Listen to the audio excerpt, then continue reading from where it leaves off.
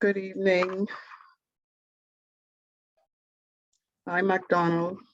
Hi, good evening. How you doing?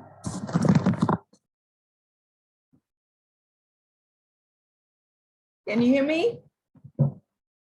Yes, I can hear you. Okay, I'm okay. I was just checking my mic to see if everything is okay. Oh, okay. Yes, so we still have a few more minutes, so just giving the others time to come on. Okay, wonderful. Let me get me some coffee. Okay, All all right. right.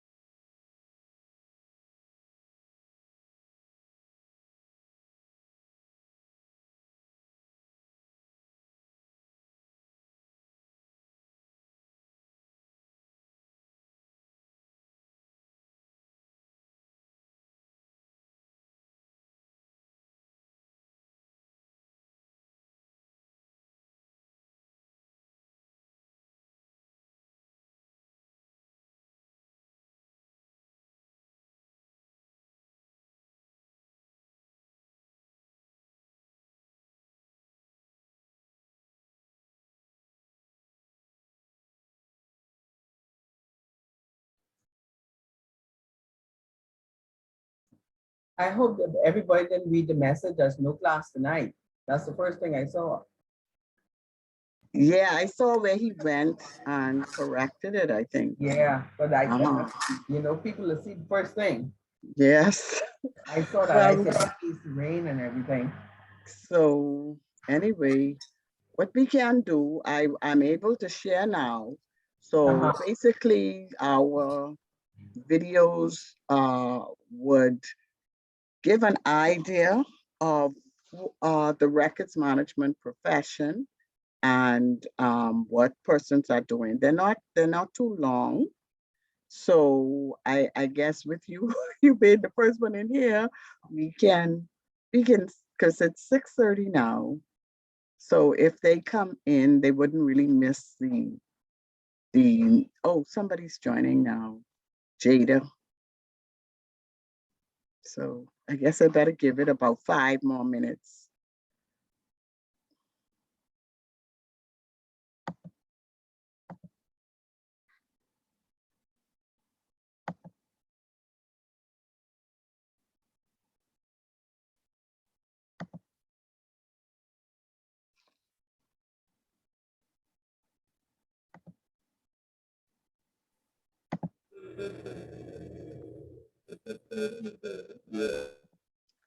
Okay. So good evening, everyone. This evening, I'm gonna share the video we weren't able to see last session. And hopefully by that time, we may have a few other students join us before we get into the meat of the class. So records management is an evolving discipline. It started out, like I said, primarily focused on the control of paper records. And it's now evolved where it's needed to manage your electronic information and provide that foundational material required to ensure general overall information governance. So I'll just start to share this. It's a viewpoint from primarily the Australian domain.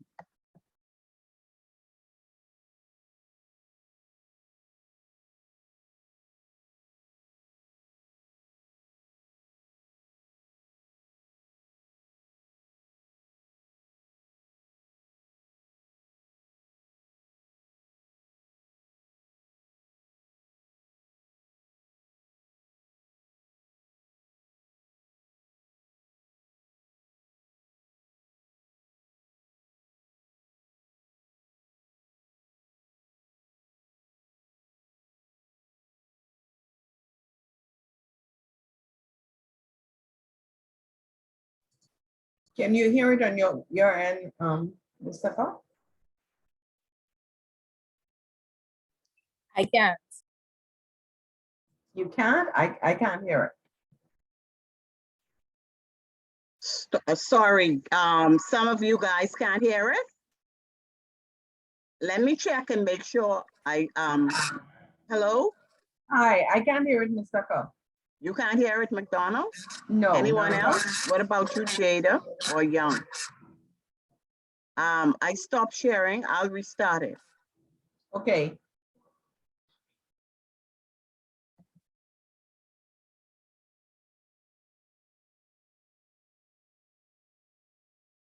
Management, we do. Okay, were you able to hear it then? I'll start it over. Okay, I heard something then. Okay, hear it now. Is everyone able to hear it? Yeah.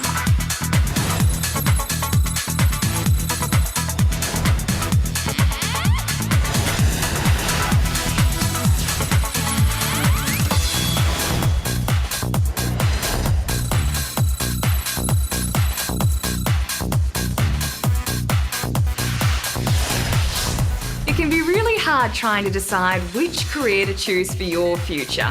Will I like it? Can I get a job? Does it pay well? Well, I'm going to show you one industry you should definitely consider. It's the records and information management industry.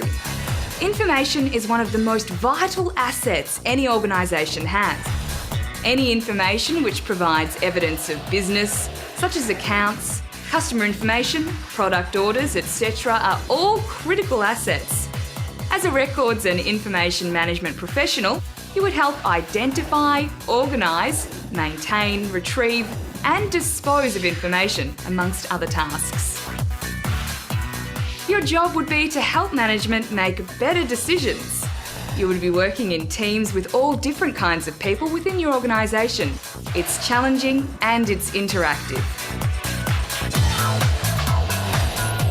We do project management, we do IT implementations, we look after training and development, we do change management, we do business analysis.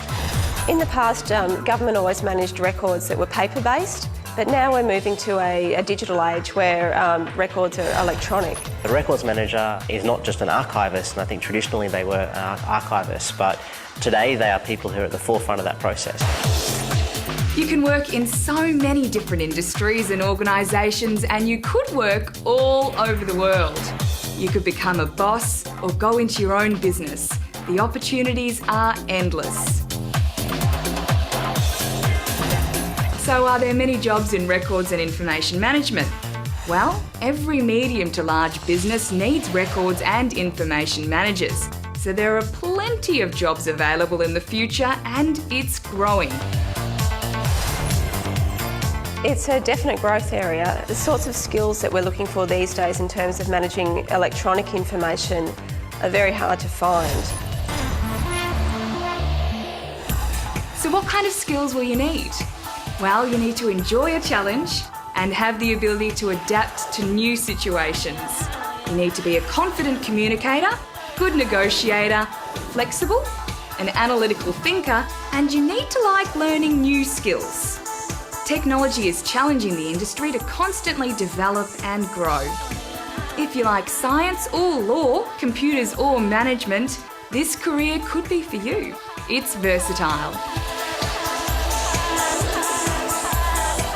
If you love technology and love Web 2 and you're in Facebook all the time, you're on LinkedIn, you're constantly SMSing or MMSing your friends, you have a whole IT area that you can go down as well. You will be working with professionals and management to solve problems and work out ways to do things in a better way. It's very exciting. So does it pay well? Well, the starting rates are around $35,000 to $40,000 per year, similar to lawyers and accountants starting out. This could grow after a few years to $40,000 to $60,000. As your experience grows, you could earn over $100,000 a year. That's pretty good money. It's a very well-paid job and you can definitely work your way up as well. If you want to check on education options, see your vocational officer. There are currently 2 different levels you can take, vocational and tertiary. And these can be delivered through all sorts of different ways, from full-time study to online. So if you want to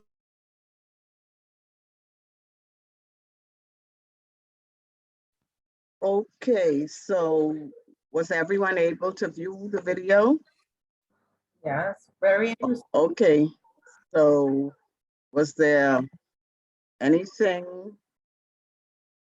that kind of struck you with regard to what our first person shared with regard to the profession?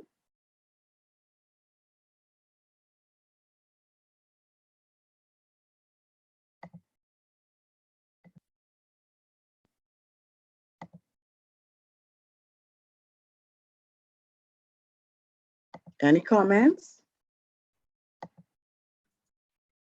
Well, like the lady, well, the first, it was the same lady talking, right? She was talking about the different jobs that you can get Right, in the industry. field. Yeah, And bear in mind, it's not it wasn't done, it was done post, it was done prior to the pandemic. and yes, Right. So I would think now the demand is even greater because Yeah. You know, so there's another person who shares her views and she names a few more positions. Let me see if I can get her on the screen to share her particular views. Okay, let me just share that with you guys.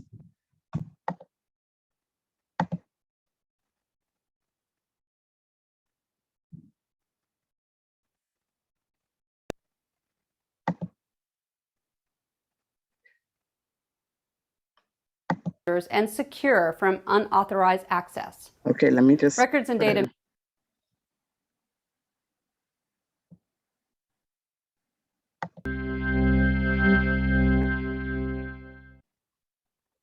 Hi, I'm Beth Hallmark, the Director of Career Development at UT School of Information, and I'm glad to tell you more about the careers in the field of records and data management, which is a complex, interesting, and diverse field with more and more opportunities being created every day.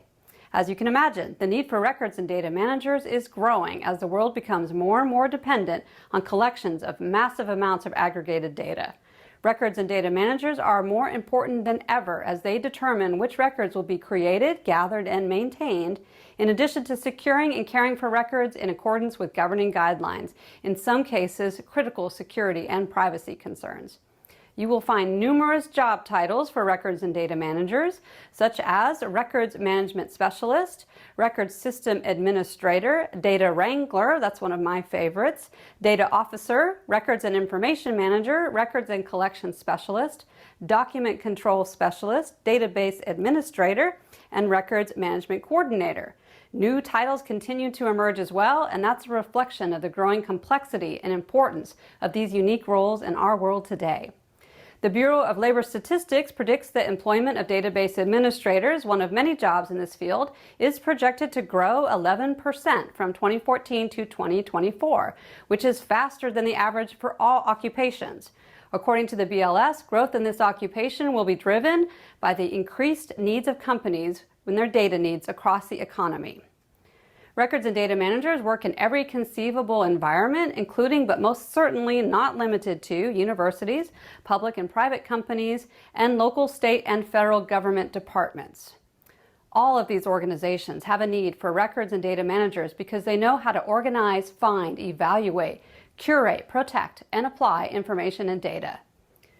To be successful in this field, records and data managers need a diverse set of skills, knowledge, and abilities, such as an understanding of best practices to determine which records or data will be created, gathered, maintained, and produced for auditing and other purposes, knowledge of how to maintain, secure, and care for records and data in accordance with relevant guidelines, understanding of database design concepts and record retention schedules, meticulous attention to detail and problem solving, experience with specialized software to store and organize data, technical skill with tools and approaches to automate data collection and transform data in meaningful ways, and the ability to ensure that data are available to users and secure from unauthorized access. Records and data managers also need to possess strong organizational, communication, and detail-oriented skills. They strategically plan how best to collect, organize, secure, and disseminate information in their organization. They also understand how to integrate, clean, and transform data.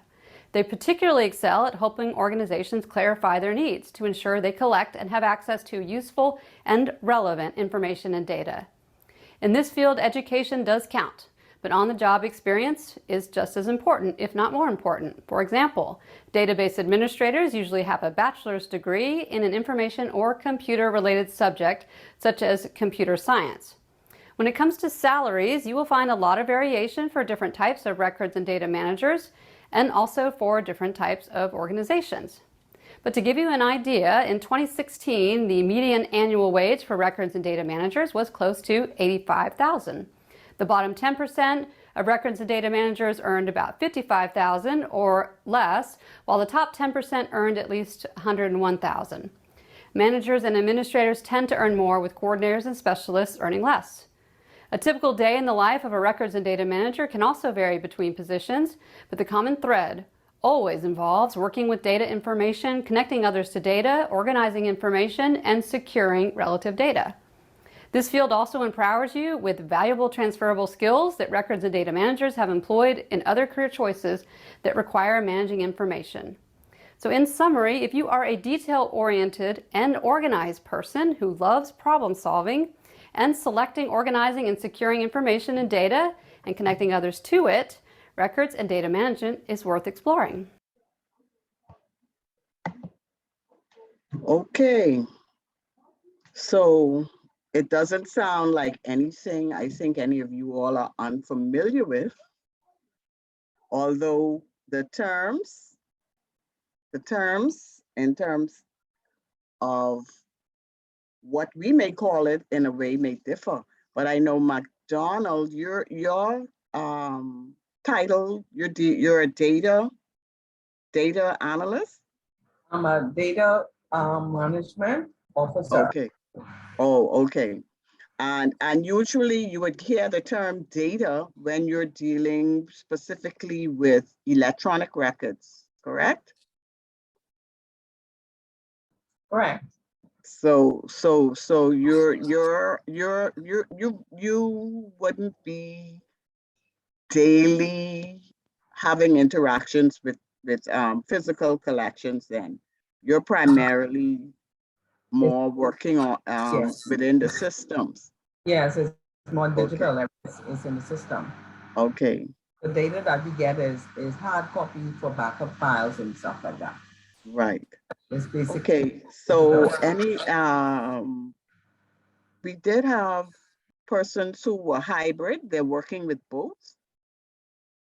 You can just hit the reaction button or just raise hand. I just want to get a feel of it because although, okay, so you're hybrid or you're strictly paper. You could type it in the chat. Okay. And Jada?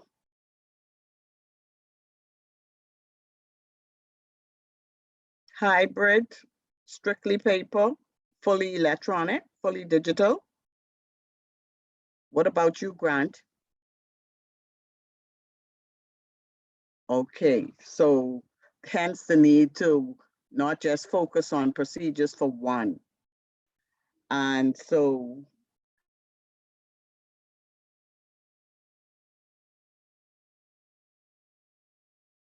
how are we coming along with the, we should have basically covered 3 chapters. There's the retention, the focus on inventory and retention is very intense because that is like the core, the crux of doing records management, to be able to identify the records and get that key structure in place, which is the schedule, the retention schedule, to identify the documents, what's their format, where they are located, and how long, who owns them, and how long they are to be kept. So were there any questions with regard to those chapters? Anything specifically that was not probably too clear?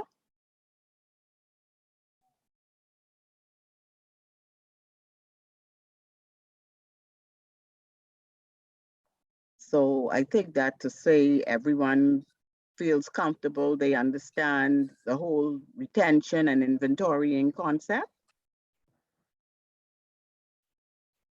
yes, it's a lot of I know we didn't get any other I think I saw him he just sent the additional chapters. yeah, because I just got the first one in the beginning of the class. Oh, okay, I don't know if anybody else got. okay. All No, right. I didn't get any either. I only have the first set. So you didn't get the lot. Did you check your, I just saw him, Miguel sent the remaining chapters that Unless we're going to be covering. today, unless he sent it today, because I was Okay, scanning over the same one that we got from the beginning. okay. if we had got. So, but everyone got up chapters. That would have been, you should have had the initial one with the overview. The other two were basically giving in detailed information on how to do it, what is an inventory, what it's about, and the retention schedule. And we know they are, like I said, important tools for managing the records. Okay, and that's the stage where you set a lot of the groundworks so that other areas that are involved with managing information, like information security, can do their job. So at this phase, you're identifying the records, you're making sure you know who owns them, you're making sure you know where they are located, and the dialogue in terms of what time frame or how long you need to keep them would be through conversations with the department users, so that you identify what length of time they needed to conduct business needs. And you also would be having a conversation with your legal team in terms of identifying or confirming what legal or regulatory obligations you have around your information. And that all comes into play because that helps us to determine how we need to manage those records. Now, I think I can probably send this one in the chat, because basically for this course, I think it's the 6 weeks. I just have to 6 or 7, let me just make sure. But I needed to mention that we have assignments that are basically 10 points, but the actual exam itself, it's worth 70%. So the 3 assignments that would go from this week until we end would basically account for like 20% of the final grade. And the assignments basically would be centered around what we've covered, and primarily focused on the concepts involved. So although it's in-depth reading, it's a good source of reference to keep, because it allows you to actually know how to conduct that particular exercise, that particular thing that is required. So basically 3 assignments I have in mind, and one that would be due for next week relates to the records management scenario. So it's basically an essay that's entitled "What's in Your Office?" So you just be basically describing the records management scenario within your workplace, because we know we're in different sectors, different industries, okay? But that does not change the fact that we have to still, whatever records we generate based on our business needs, still has to be managed. So when we talk about our office, it's basically, it's either we have something or we don't have something. So basically, we understand there was a definition given with regard to records management. Okay, records management requires certain frameworks, like a policy in place, and what we're discussing now with having retention schedules, and basically to see how far or how well have your organization been able to implement records management. So our first assignment, which will be due next week, Wednesday is basically to describe these records management scenario within our workplace. So that's the first one. And the second one would basically be to discuss the life cycle concept, which would also be a part of the information we would have gotten from our text. And the third assignment basically would we relate to technology. Once we basically, that's like pretty much the last session we go over. And it's just basically to discuss technology, use of technology to manage records and the tools used to manage them. So they're in a nutshell, they're the 3 assignments that we will culminate with for classwork. And I'll send this document to you, so don't worry, don't worry. The participation is important, okay? And it's basically from a standpoint of when we come to class, interacting, providing interesting news articles or stories that you would have come across during the week that relate, or maybe in doing your work or research that that's topical, related to the class, whether it's public or private. And there's a chance for, if it's needed, just to gain some bonus points. Okay, there are records management webinars that are put on. You can subscribe to a newsletter, a records management newsletter, or there are many online groups that focus on information management that you can follow via Twitter, LinkedIn, or like I say, if you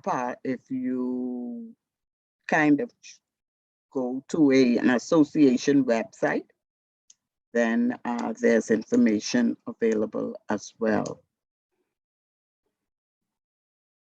Okay, so I can provide, if anybody is interested in webinars, etc., I can also share when there's a webinar or a session and provide the link for that. There's a website, RMU University. They usually have materials. There's the Association of, ARMA International Association of Records Managers and Administrators. There's also the Association for Intelligent Information Management that, although you have to log in for more deep dive materials, there's general records management information available. Oh boy, my thing. So just a minute, there's a crazy business around here and the alarm keeps going off around this time. Let me try and use my headset. So I really need to ensure that we understand the concept of the inventory that would have been discussed, and also that we are able to relate to what's needed on the retention schedule, the components. So if there's nobody on here that, Ms. Grant, you didn't, which sections did you get? Of the chapters? You said you only got, so you have the overall records management as a discipline. Yes. Okay. I got the materials from the first class, May 12th, but I didn't get anything from last week. So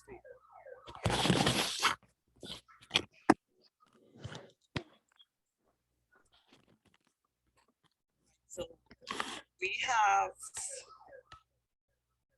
just pull this.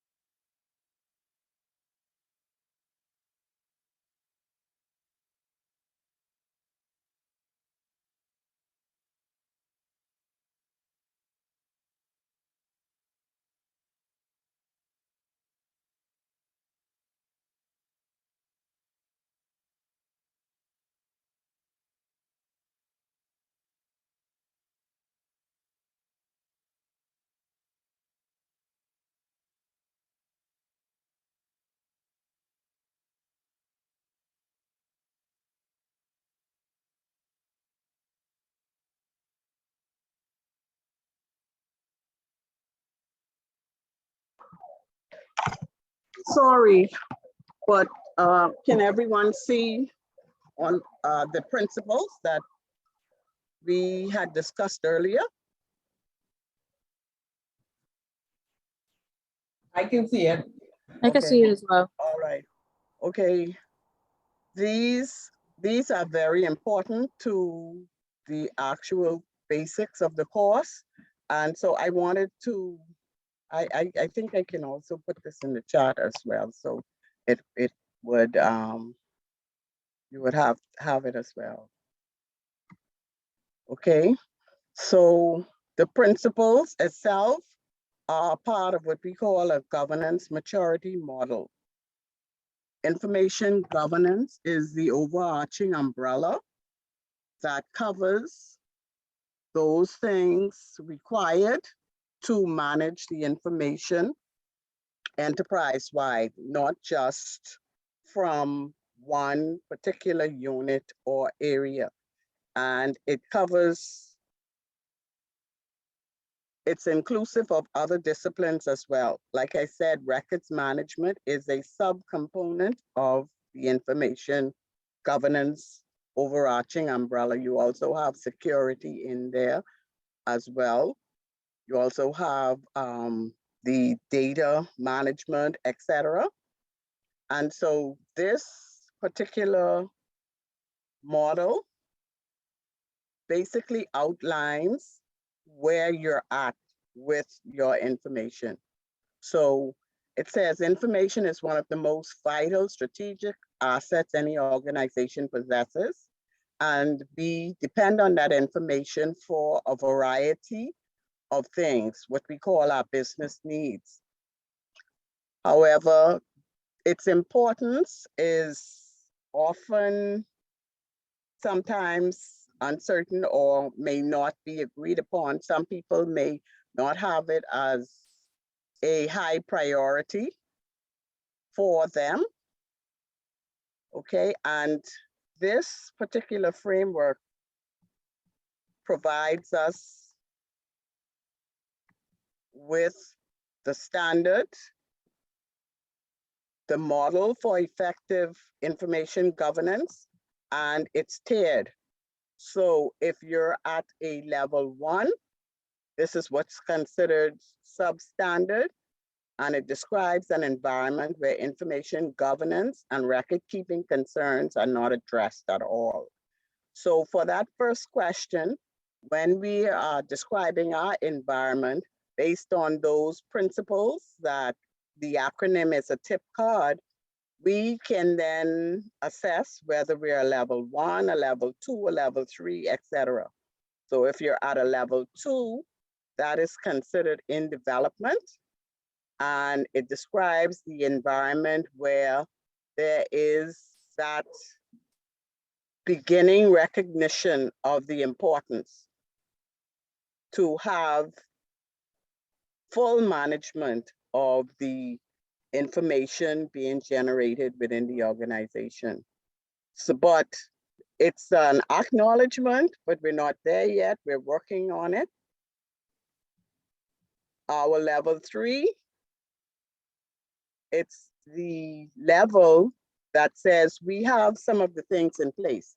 We recognize that we have to do something, and we've started the process. So at level 3, it's basically your essentials. So you would basically have a policy put in place, but before you even get into managing the information, you have to know what information you have. So this is like the phase we were talking about with getting the inventory and building your retention schedule. Okay. So this is information with regard to that. And we have the principles with the full detail.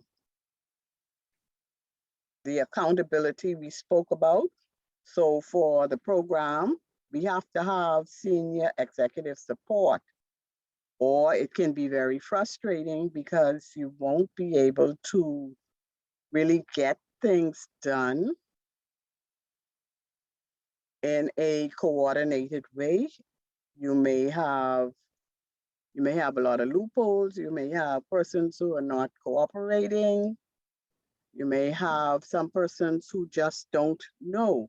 And so those are some of the challenges that you can better manage once you have an executive backing. Okay, so the maturity model has a level 1, a level 2, etc. So it's telling you what it looks like at level 1 and level 2. Transparency. Okay, so the business processes and activities, it's documented, and transparency, that's what it means. You have something documented that shows what is to be done.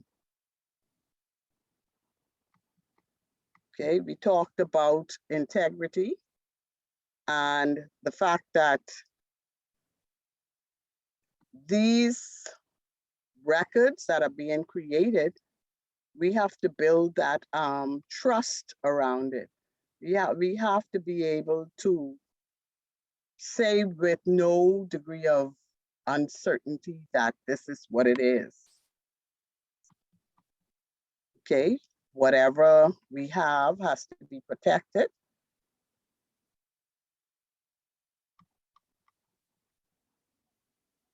Okay, so it outlines even more here in terms of the levels and what is expected. So you can go from a level 1, and if you notice on level 1 says substandard, okay?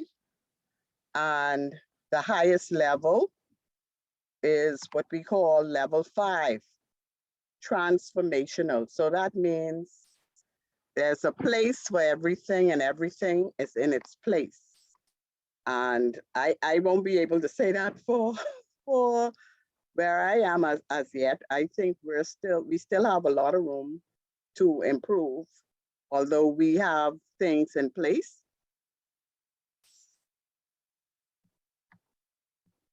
Okay. Then we get into our compliance, okay? And it's talking about the applicable laws and binding authorities as it relates to your organization.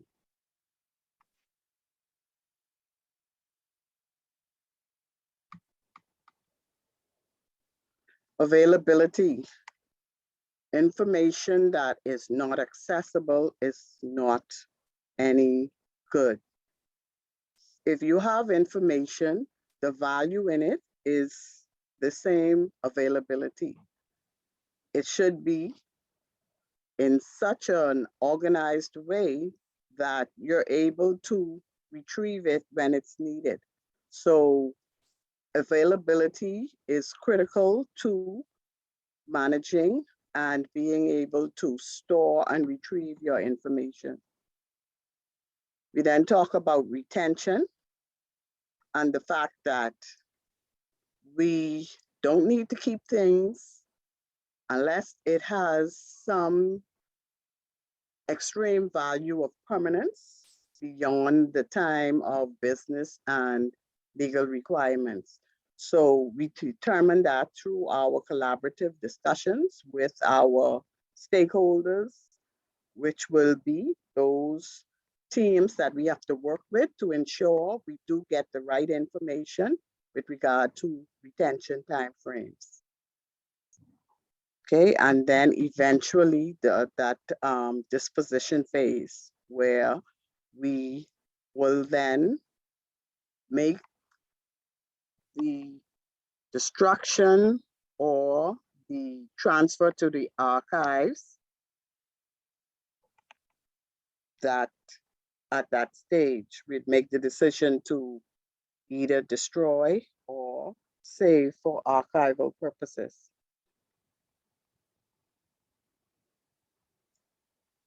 Okay, so I am going to, let me put this in the chat now because based on the homework assignment for next week, we're using these, we're looking at these principles and basically trying to say to ourselves, that's more like the end, the conclusion, but you want to know, do you have a retention policy in place? Are there team or a dedicated unit or area that deals with records management? That does your organization do routine inventory or assessment, or is there something in place for disposition? Protection, you can speak to what's done with regard to records and protection. So if you're a hybrid, you would basically be looking at your paper records. Are they in the custody of a specific unit to manage them? Do you have, what type of storage facilities do you use for your paper records? Are they file cabinets with locks? Are they open shelf units where everything is kept together? Fireproof, hurricane proof. Right. So basically the first assignment is just basically to assess your scenario, where you're at. And this is just to provide a kind of an overview or guidance on some of the things that you can look at with respect to your environment. Now, let me see, I could put this in the chat right now so that everyone can have this.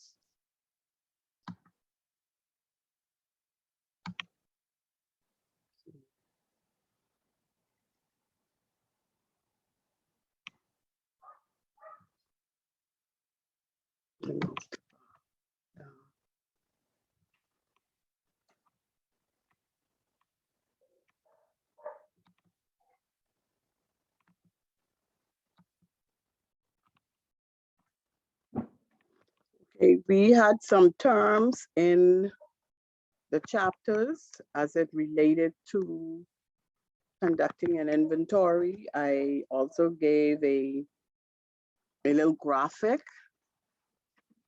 about some of the concepts like life cycle, the record series, and they would have been part of the content from the readings. So would anyone care to give us the definition of the records life cycle, what it's all about?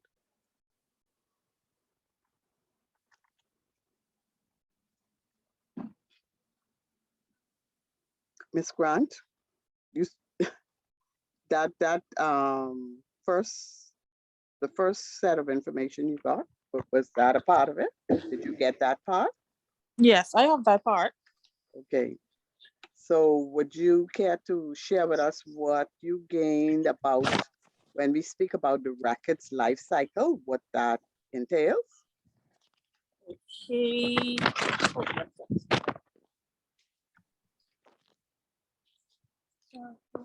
You mean like what's the process or just what I get from it? Yeah, you can describe it. Describe what is the life cycle, because we in records management, that's our core purpose and our core duty to manage the records throughout the life cycle. Okay. Well, I know with the record life cycle, of course, you have to have records to begin with. Mhm. I know then you got to distribute. What about the active storage? Right. Okay. So you're looking at you have to create. Okay. And once you create that, I heard you mention something. Now, when you look at it, right? Because we're talking about hybrid, etc. The way they describe it may differ a bit. okay? Because you have your creation, your use, and so the use may be broad because the use may also relate to the fact that once you create it, then you have to basically in the physical world, you have to classify and index it so you know what type of document it is, etc., before you would then distribute it. And basically that use is part of the active, is what you would call like the active phase. Because after you're done using it, you then now have to basically store it and protect it. Because yes, in the active stage, there's a lot of demand for the record and the information. Once that active stage subsides, you know that it may be asked for, and so you have to store it and protect it, especially if it relates to what we call sensitive information. Okay, and you're protecting and storing it for the life of the record. So if it has 7 years, then wherever that is sent for storage, you have to keep it there. Okay, and the thing is, even though it's inactive, if the lifetime is 7 years and you have to keep it for the 7 years, you still need to know where it is so that if it's called for, you can still retrieve it in that inactive stage. Okay. So the classification and all that is just done probably differently in various stages, because when it's inactive, it's packed in a box with other records and is sent off-site if you have a storage area. And so you basically have to manage that as well. You know, and then once you have to have something in place that alerts you to the fact that the 7 years is up. And so you now have to go and retrieve that record and make sure it follows whatever the policies and procedures stipulate in terms of its disposition. So if it's an inactive record that has historical value, when it comes times for disposition, that's something that you would want to send to, if you have an institutional archives, you could send it there. If you're in government, you know, government records are supposed to go to the government archives, which is there on Mackey Street. And for private companies and corporations, basically they either invest in, if it's worth it, they would have their own institutional archives, because over the years, depending on how important that private organization is, there's also that need to be able to historically show what has happened. And also we have the information that no longer has any value for business needs or for any legal or regulatory requirements. And so you would have those records then sent for destruction. And there's process involved in that. You have to make sure it's secure. So the destruction would be authorized by the owners of the record, whoever is responsible. And in most cases, when you have a policy, it would be that particular unit manager who is responsible for the records. And they would give the final sign off that those records are now to go for destruction. And so that whole governance part is where you would have your policies and your procedural documentation for the various phases to say what's happening. And that disposition at the end usually is documented by like a destruction certificate or some transfer documentation to say it went from here to maybe the vendor, maybe a storage vendor, or to an institutional archives like the one on Mackey Street. That's for government documentation. So I just want to make sure the assignment is clear. it's basically, we're just looking at our environment based on our information from our beginning chapters that talked about the business needs and the fact that we have so far familiarized ourselves with important record keeping principles. And then you basically can give in your summary your summation of how you feel your organization, or where would you place your organization. Any questions?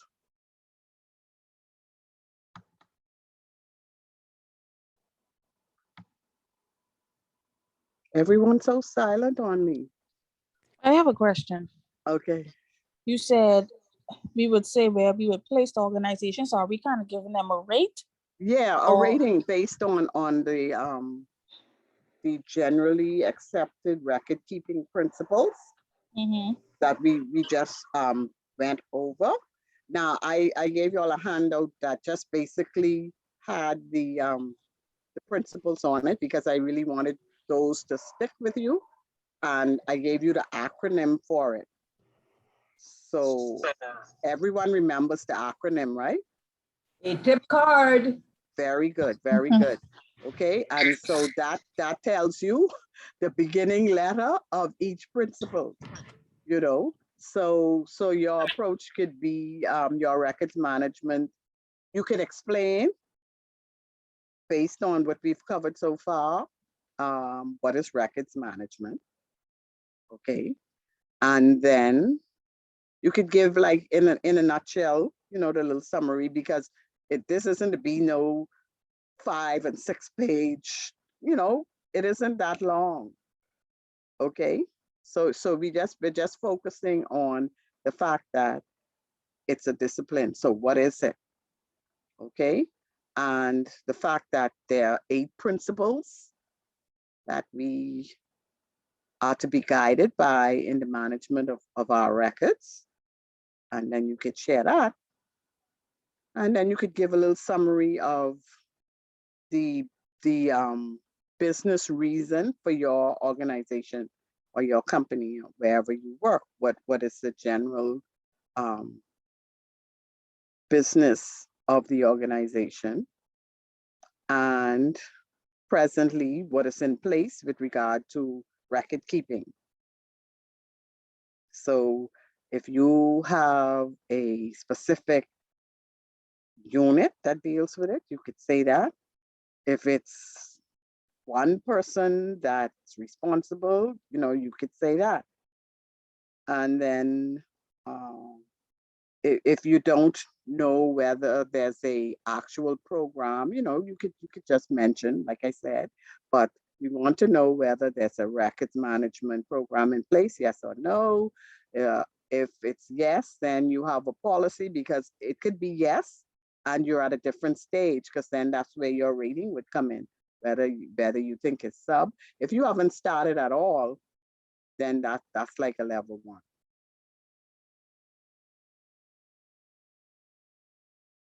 Any questions, Jada?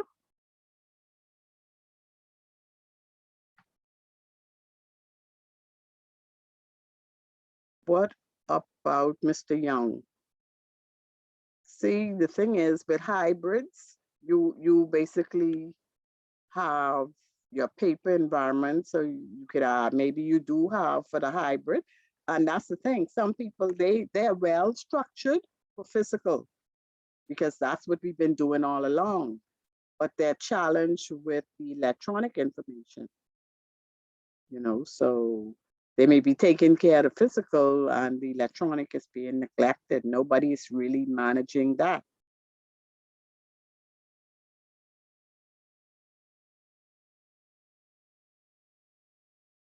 Okay, I see you say you have an archiving process. Okay. Now, remember, with records management, we're concerned from creation to disposition, and that's when you make that terminology in terms of of archiving, you know, so archiving of its own, that's like one component of what can be done to manage records. So just, okay, so Young, you can explain, like I say, you can give the definition of what we've learned so far is records management. And also the life cycle concept. And so basically define it, and then you can speak on what you have, and then in the end, basically make a determination on where you would fall based on the assessment.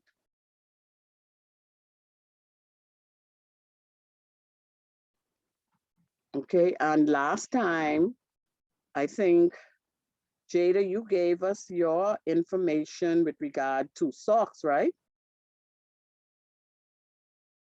And we also had information from, we also had information, McDonald, you provided us with information on data protection. Yes, I did.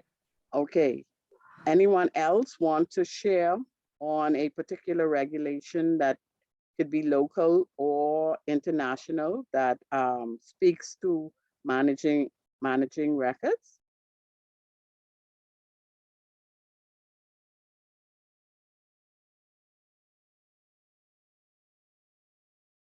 Locally, like I indicated, we have laws, and within them, we will find stipulations around records and how they are to be presented and how long to keep them. But nationally, I think last class we shared the fact that at various levels in some developed countries, they actually have national policies with respect to record keeping. Locally, we speak to government records through the Public Records Act. But within the different private institutions, there has to be that executive support to implement a records management program and ensure that they are in compliance with any rules or regulations that impact their business. So pretty much we should, that shouldn't be too difficult. And we should be able to get a feel of, after we've done that assessment, where do we need to go to advance? So if you say you're at a level 1, that means nothing has been started. That means it's every man for himself with regard to the information they create or make.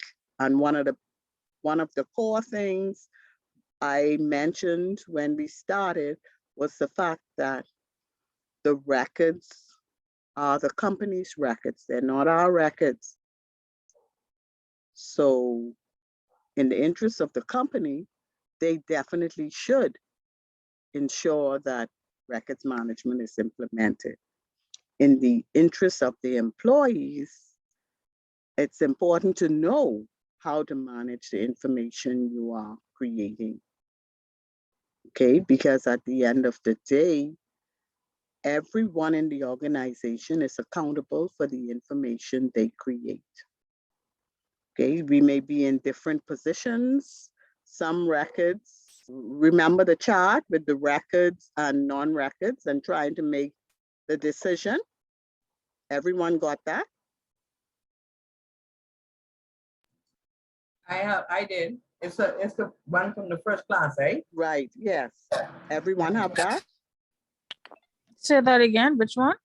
There's there was a little graphic photo with yes and no in terms of understanding what is a record. Oh, yes, I have that. Okay. And so I'm pointing out and I'm stressing it because I know at the end of the day, when we do our final, they are some of the core materials that we would need to incorporate in whatever we are studying for. So we need to know what is a record.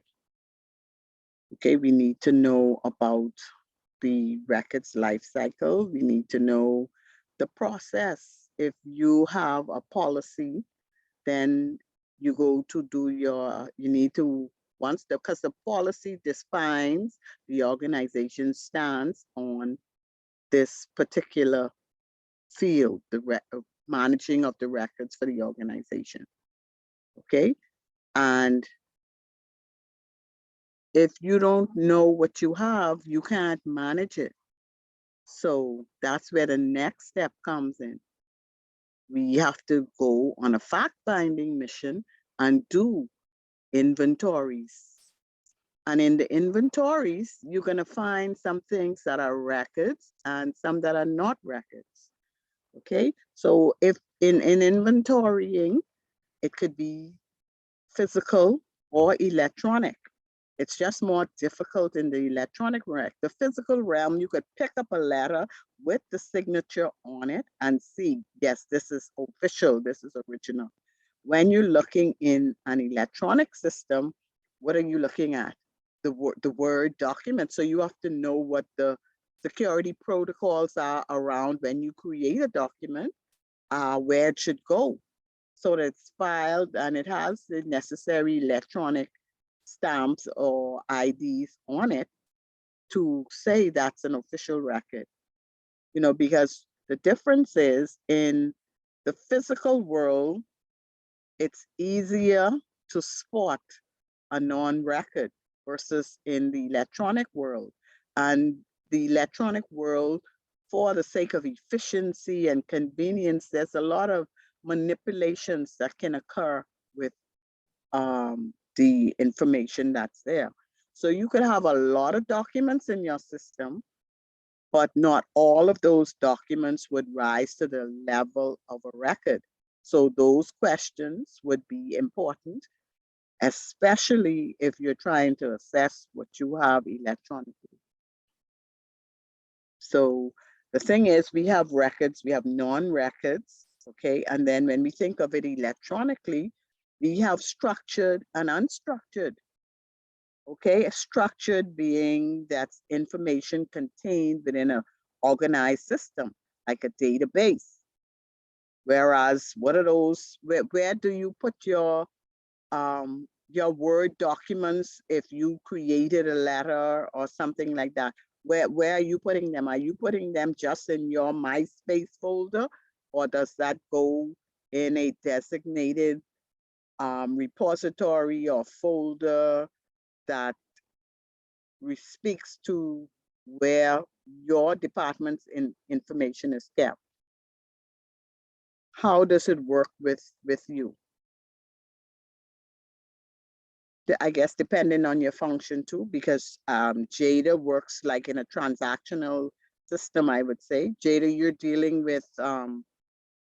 with customers directly for transactions, right?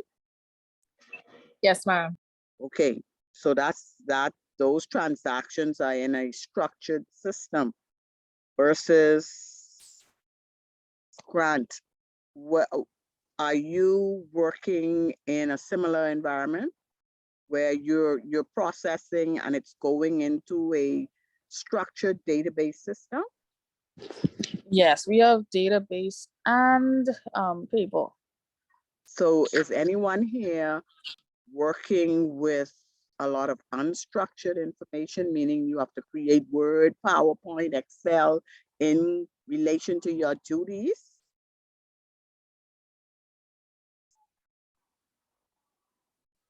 No? Okay, Young. Young, you could put in the chat exactly, I can't remember where you said you worked and what your duties are. What's the position? Oh, okay. So you're customer related? Oh, administrative clerk. Okay. Okay, so from the administration side, tell us some of the things that you would be generating that would rise to the level of a record.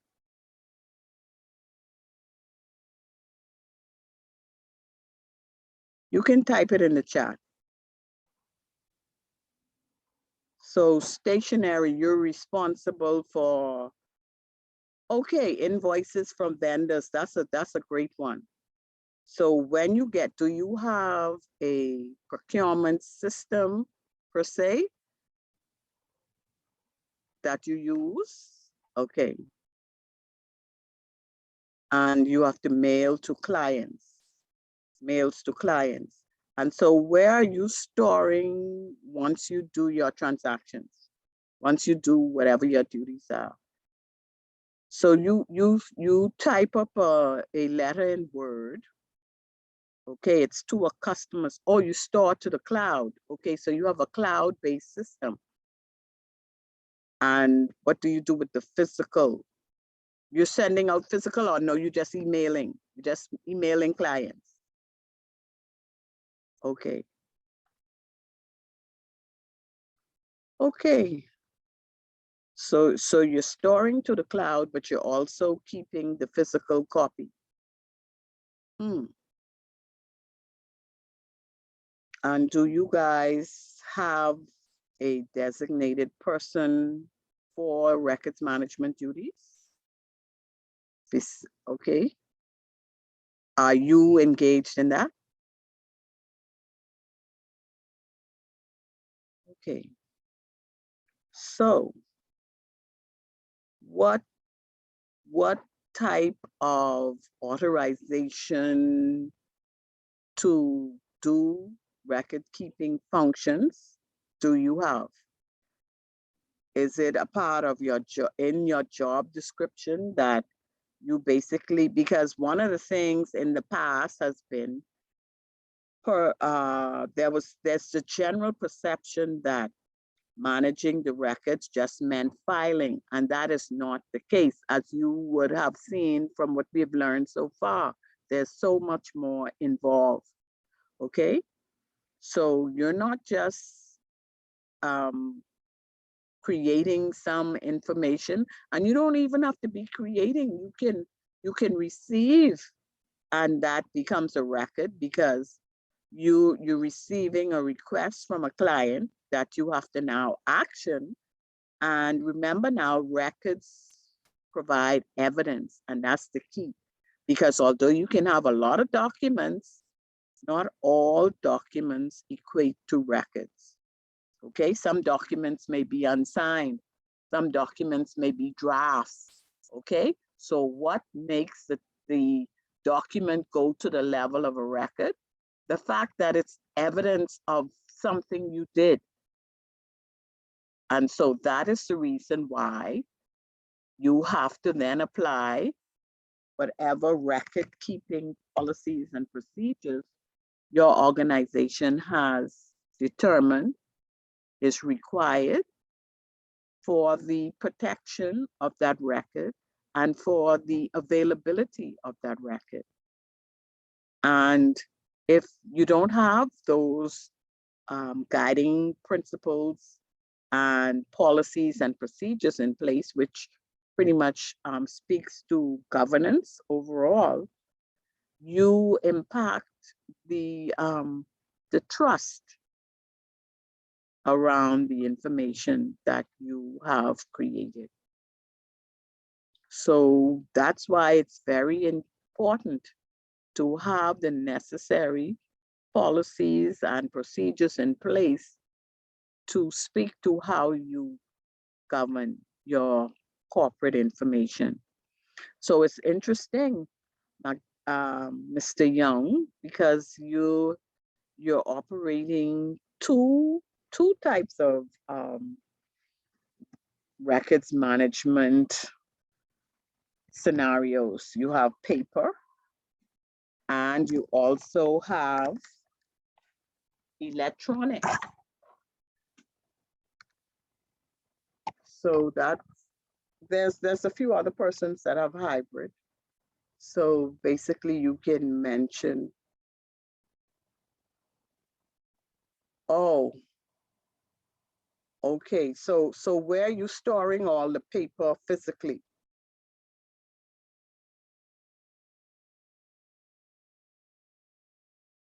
Are you still maintaining the physical hardware type setup, meaning you have like vertical and lateral 5-drawer, 4-drawer cabinets?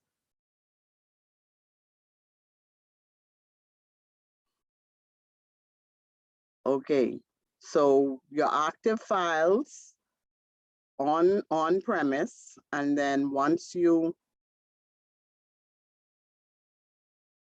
have a storage at all departments and branches. So that's kind of with each branch then.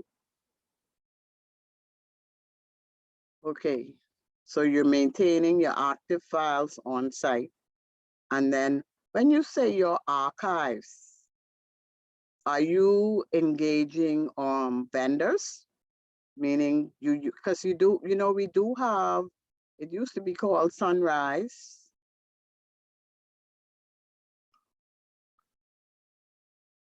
And they're now called VRC, but that's an option that, okay, so you utilize them for destruction, but you don't utilize them for storage. Okay. So is it that you have one off-site facility that all branches are responsible for transferring their inactive records to?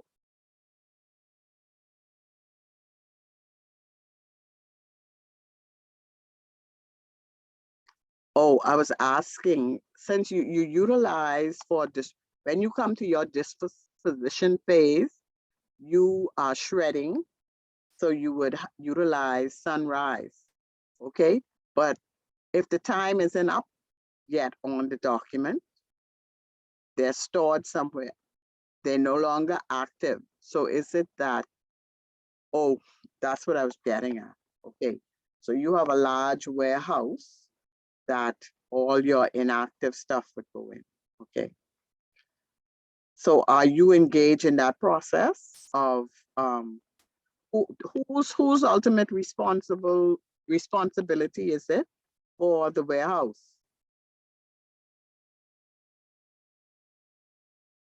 Okay, so there's a person within your department that monitors what goes on and keeps track of what is sent to the storage.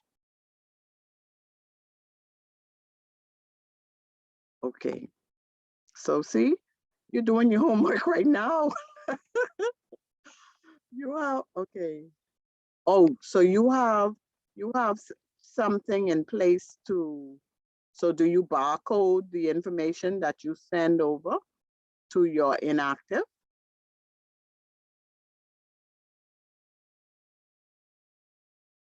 Do you have a specific software that allows you to manage that? Okay, so you're using, okay, that's it. So when we get into technology, that explains it. You have two things going for you on the technology side.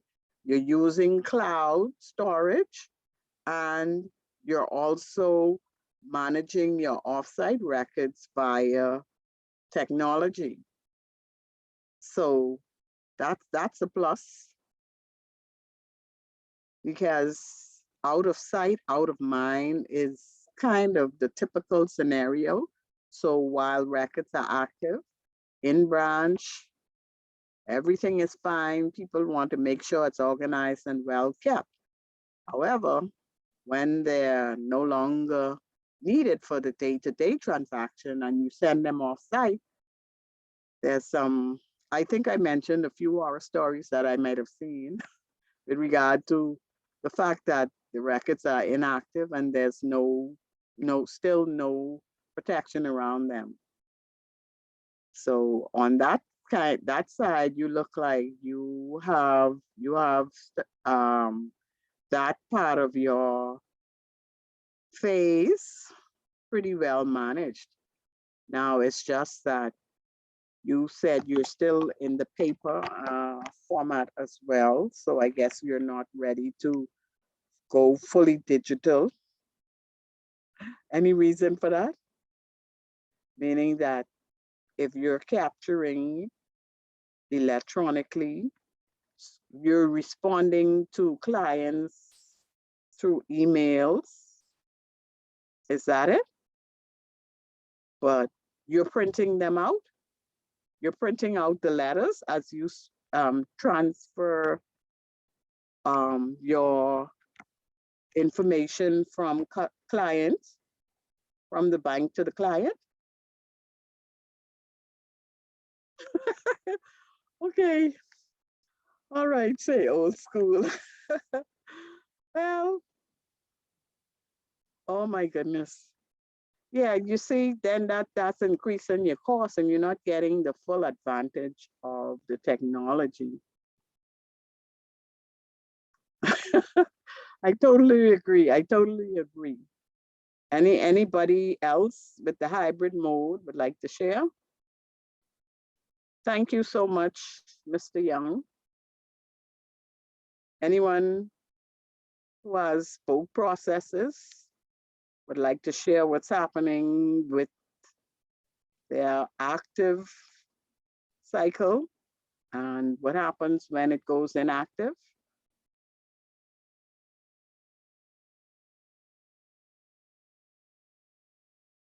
Okay, so Mr. Young gave us some insight into what's happening with his company. And that's where, if you have a formal records management program, you can bring some insight and make recommendations with regard to how things can be improved to bring about greater efficiency and reduce some of the costs. Because like you said, it's a waste of paper. If you have already transacted electronically, what you need to ensure is that you have a repository to save it so that it's categorized. And the thing with electronic records though is your backup is important because you know continuity, and you know us with we have lots of issues with electricity here. So things could go down and you just want to make sure. That's another side of involvement with the records management team, because you have to have some type of a continuity there. But the whole thing is that if we are using paper or electronic, we need to ensure that we do have the process in place at the various stages to ensure the records line up with those 8 principles we talked about earlier.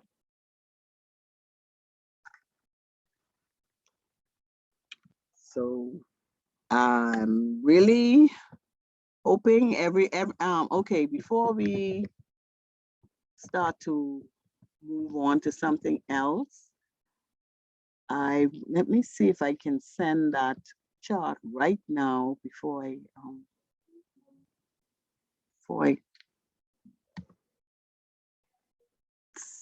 get away from there, my computer.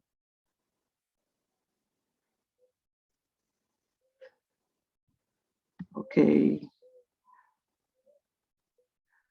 I think that may be the list you've already checked. I think that's the list, but I don't want to send the list. I want to make sure y'all get the one with all the levels. So can somebody check that just to make sure that's the right one? Because I want to also send, the ISO guidelines. That's like a standard. Let me send this.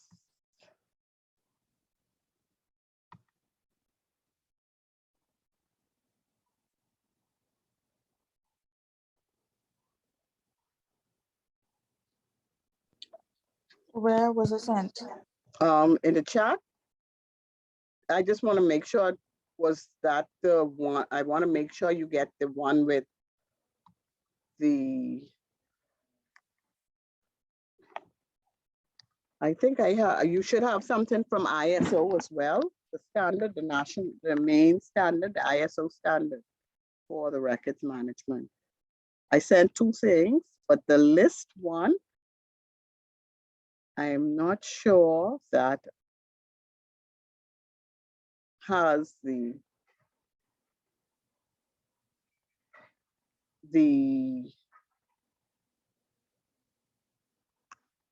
I should, the one that I had up on the screen, I wanted to send you that, the full color document. If that's not it, let me know now before we end, so I can find that document and put it in the chat. Because that's what we need to make sure we do the assessment.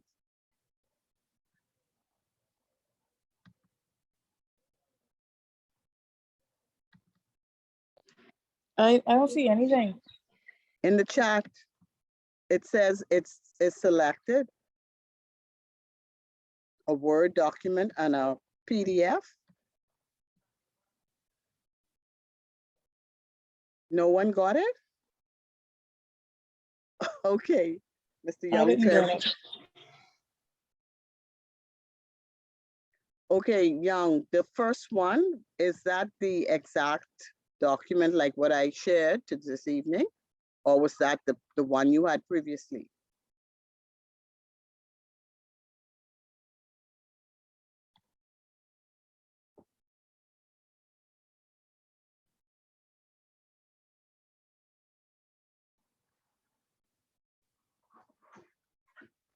Okay, don't worry about it. I'll just, as we sign off this evening, I'll just send it electronically.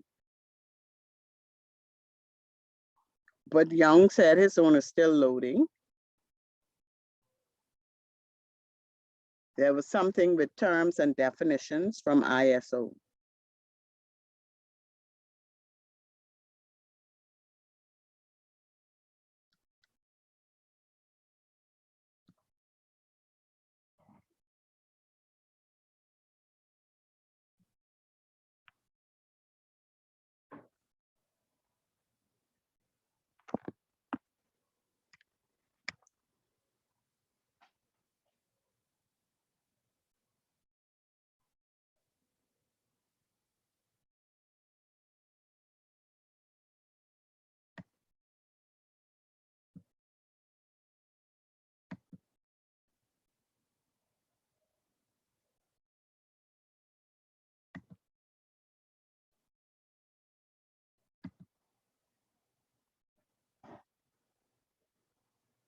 Okay, so I think I can share some information I have with regard to the records management inventories.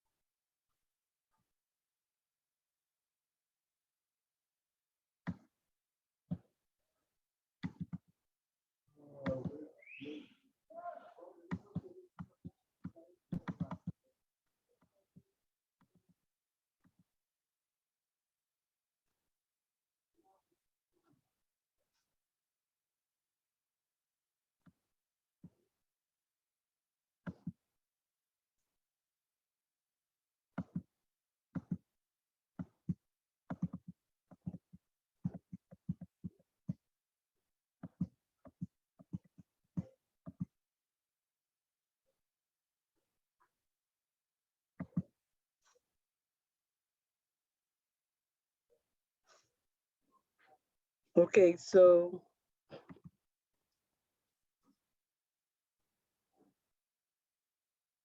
chapter 3, that was not received. That's what you're saying? Anyone was able to confirm the chapters they got this evening?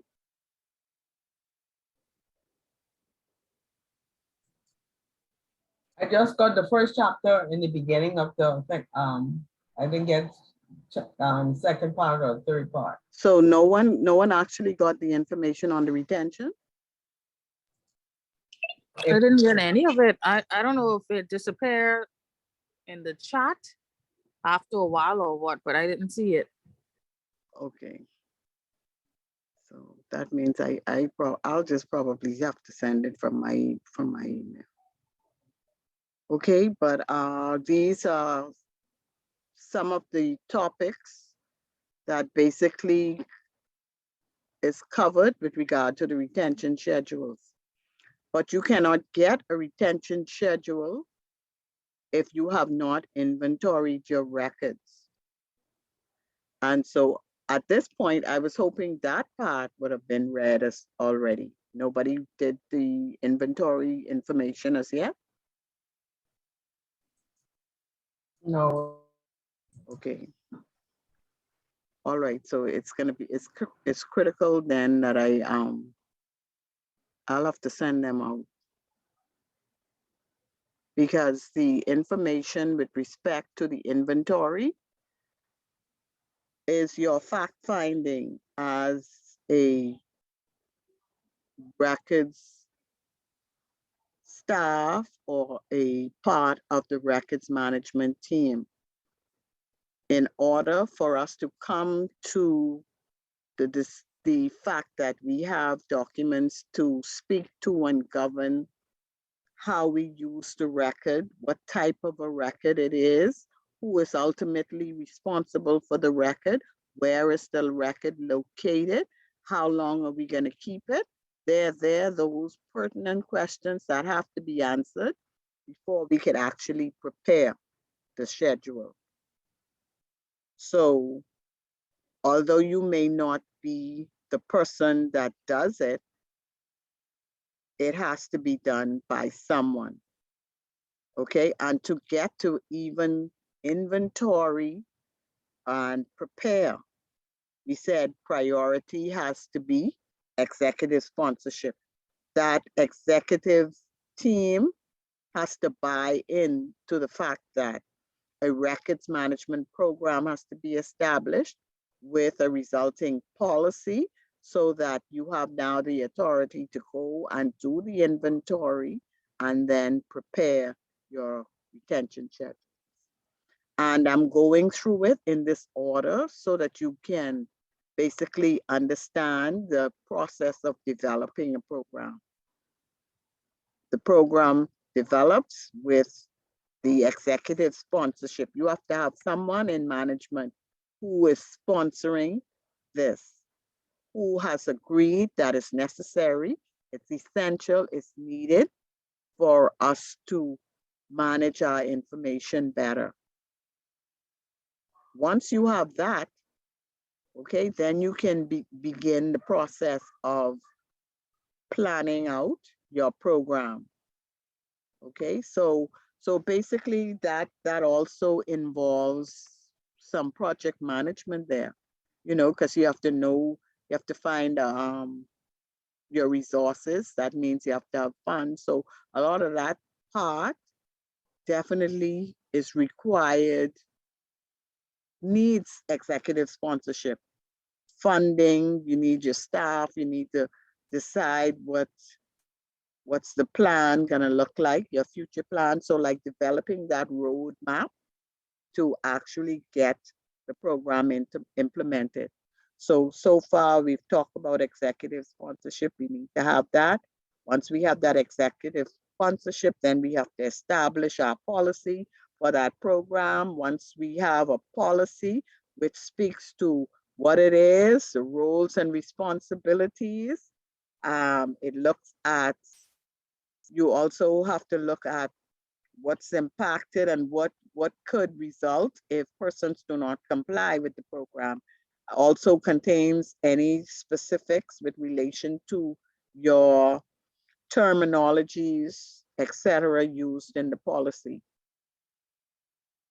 Once you have that, then we get into our going into the areas and deciding what information we need to collect, developing that survey.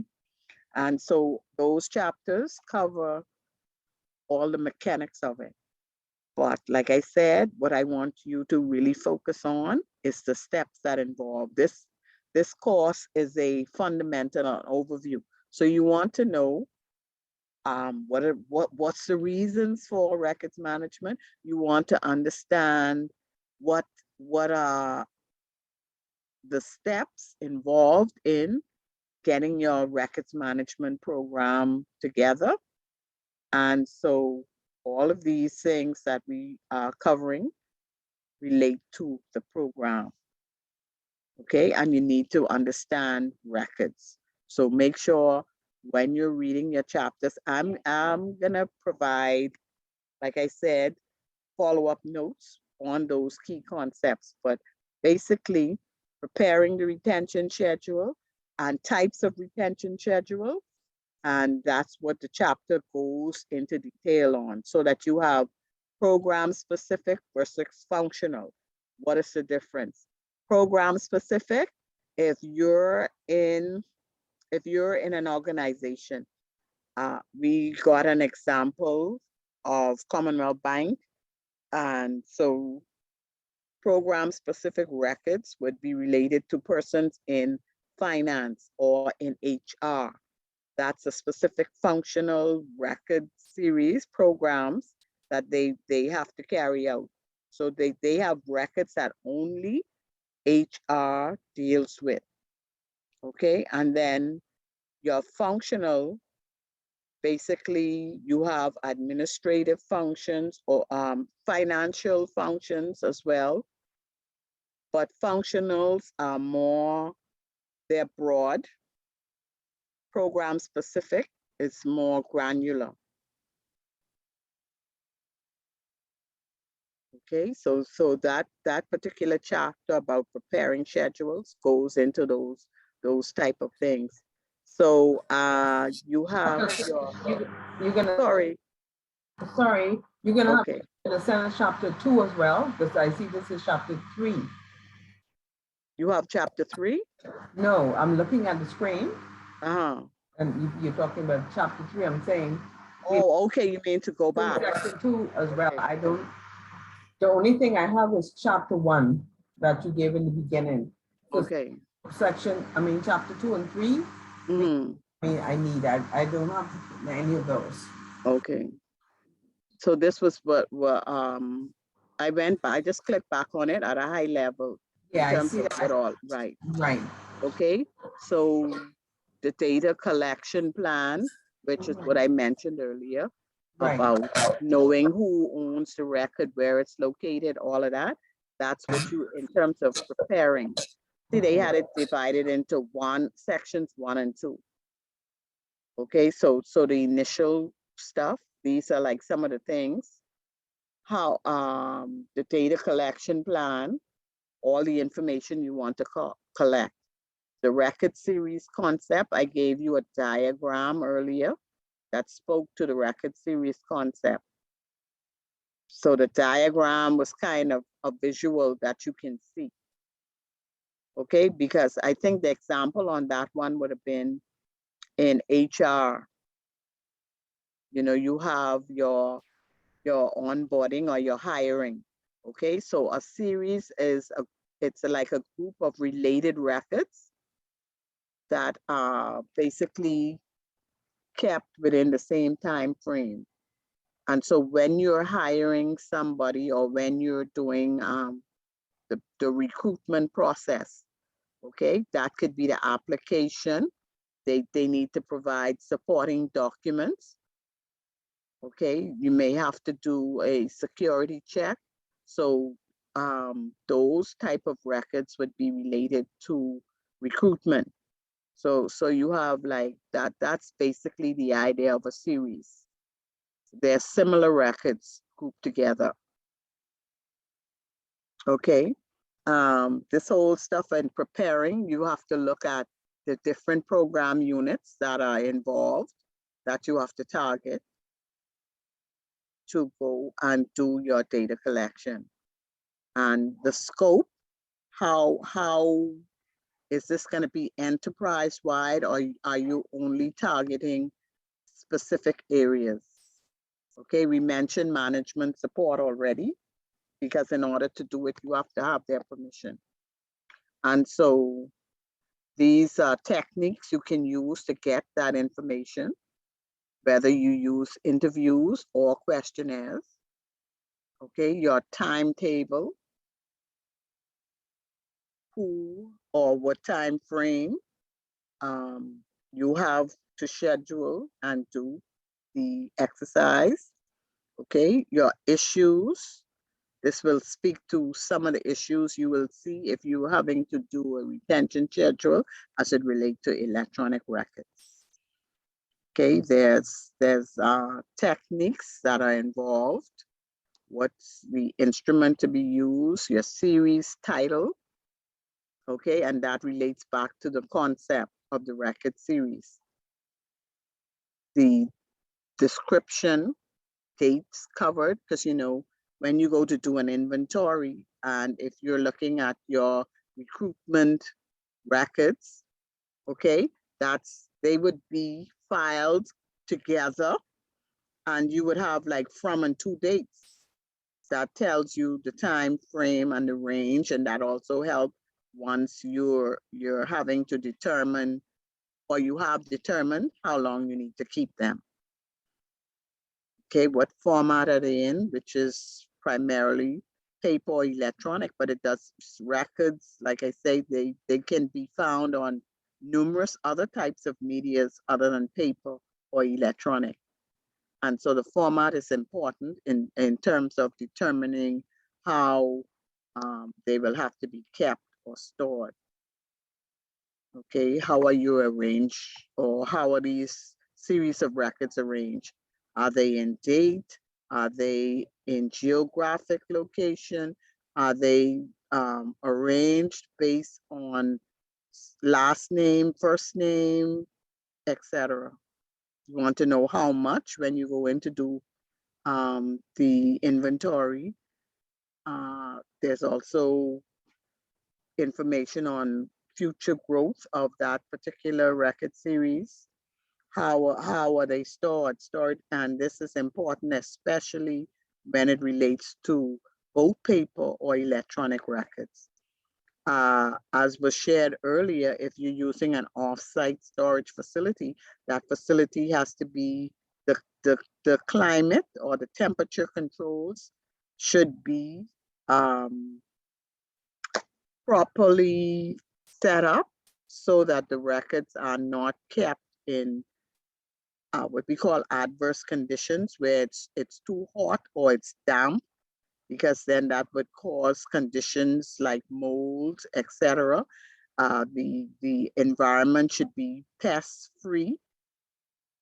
Okay, should also be secure. So that particular chapter delves into all of that. And you know, when you're using electronic records, you have your own drawbacks as well, because with electronic records, if they're not stored under the proper conditions, they tend to deteriorate faster. And it's not only a matter of that, you also face technical obsolescence, which means that it's ever changing in the electronic environment. So you have to constantly make provisions to migrate as the technology fades off the scene or is no longer in use. Okay, and you want to know how frequently the record is being requested or accessed. Okay, and the retention requirements, they come from your legal and regulatory agencies, and they also come from your business needs. Okay, when we start to get into freedom of information, then you're looking at public versus non-public information. And so there has to be access and control around that. Okay, and duplications, because duplications result in what we call, or duplications can also be a part of rot. Rot is a term that is used in records management to refer to redundant, obsolete, and trivial information.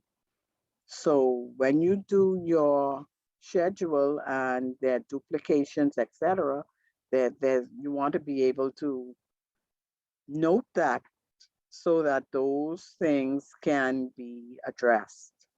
Okay, because duplications, as an example mentioned earlier, you're in the cloud, you're utilizing emails and electronic facilities to communicate and conduct your business, but you're also keeping the paper. And something that's really worrying sometimes is you have information stored in the system, you're gonna print it off and file it. You know, it's some practices that I guess where people are so used to doing it, they don't give it a second thought. But there are some of the things that result in cost increases and inefficiencies.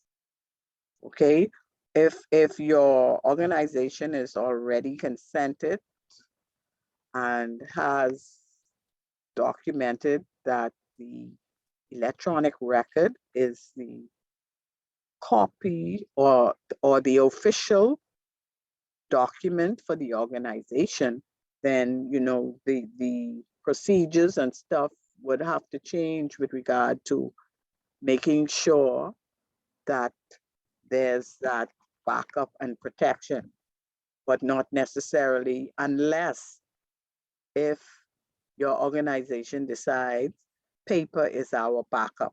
It's not the official record, it's our backup. And they're comfortable with incurring the cost for that. But if it's digital, if it's born digital, because you know we have stuff born digital just as well as we have stuff that we capture into the digital system. So it's all about ensuring the right record reaches the right person at the right time. And so to do that, we definitely are looking at making things more cost effective, more efficient, but not foregoing security and protection. Okay, so let me just, so for persons chapter 1, this is what was covered. Okay, in terms of talking about the ownership of the record, the fact that they're assets and the formats, the life cycle, determining record versus non-record, and some of the issues and problems. We also would have talked about the business case for records management. Okay, and principles. We did delve on retention. That's what we're talking. We're going more in depth with that because it's telling you how you get to really flesh out that process. Okay, so you can't put retention on records if you did not do your inventory. Okay, so that's what we want to know. We want to know, make sure we get those processes right. You can't jump to talking about retaining for 7 years, 8 years, 9 years if you haven't done your due diligence and check to see what records you have. where they are, who owns them, and all those other little details we were looking at before.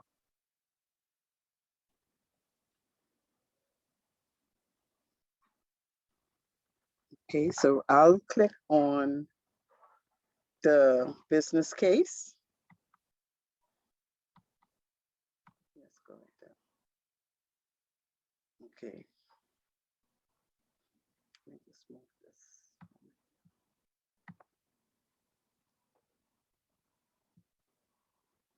Okay, so the business case for records management. Okay, ISO 15489 and 1. I think I sent that. But you all say y'all didn't get the stuff in the chat, right? No, only, what We about only got chapter 1 from that, for the printout that you sent us for the records management fundamental information. The only thing we got, okay, chapter, and that was chapter 1, and that's it. okay. Reading material, at least that is. But I mean, I just sent 2 things. Okay, so you sent it email or in the No, chat? no, that's why I say y'all, because in the chat, I think who said they saw them. Young. You opened it yet? So some people, anyway, I think I'll just email them all, because it's just that some people, I'm just gonna, the files are very big, so that's why I prefer Miguel to send them.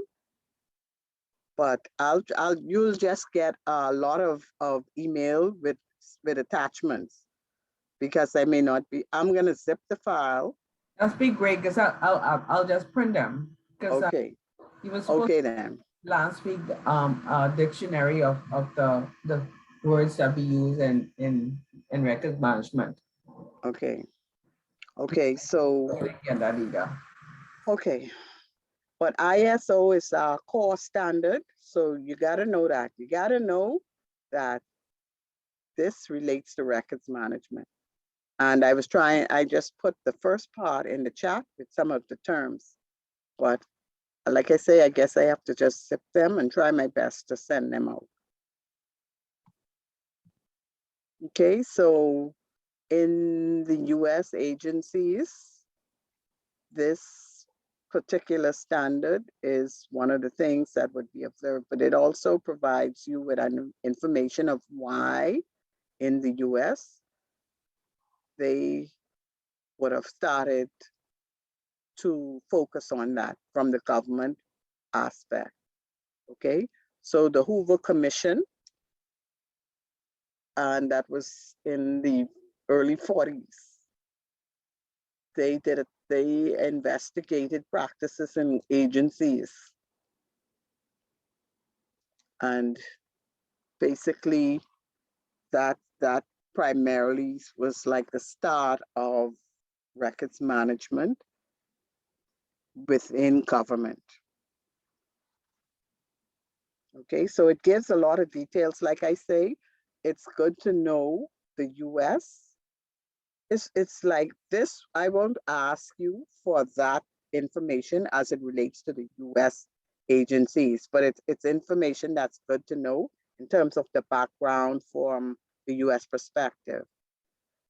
But we have leaders in records management in other jurisdictions, such as Australia, Canada, okay, and some other European. So that part of the chapter primarily focuses on the US Records Act and legislations.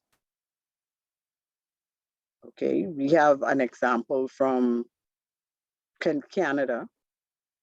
Okay, and like I said, in our jurisdiction, there isn't a national mandate. So that's what we're challenged with, because a lot of more developed countries have adopted national mandates with respect to management or record keeping principles. So in non-governmental organizations, okay, policies and executive directives is pretty much the reason for mandating systematic records management. Okay, so these are some of the things that is equated with that.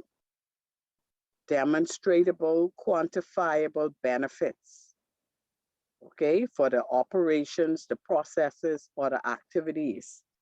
Okay, and we've been in our discussions alluding to some of these. Okay, so you think of records management not in terms of hard dollar savings, but more soft dollar savings, okay, that you would basically see through avoiding risk, okay, and reducing these costs that result in, if you're revenue driven, increases in revenue, okay, but not all, like I say, you have not for profit organizations as well that require records management in their day-to-day business. I'm sorry. Okay. So in terms of talking about programmatic principles, when we look at that, this is some of the things that we spoke about earlier, the importance of a policy, procedure, and processes, okay, that address your issues, okay, and things that have to be done with respect to that. How long do we need to keep the information for our business needs? Okay, we have to be able to comply with regulations and laws, okay? And so in our case, that was why we were initially had asked persons to pick something locally or internationally in terms of things that require compliance, okay? For persons in the financial services sector, you know, we went through a whole lot in terms of revamping financial legislations in order to ensure we mitigate the risk involved around money laundering and that type of thing, okay? And even some of the rules around know your customer, their record keeping requirements in there. So based on your industry, where you're at, which type of business you are, if you are heavily regulated, then you want to pay attention to the regulations and laws that impact your sector. So definitely financial services, that's a heavily regulated industry. Anyone can give me another heavily regulated industry where record keeping requirements would entail being compliant with certain laws.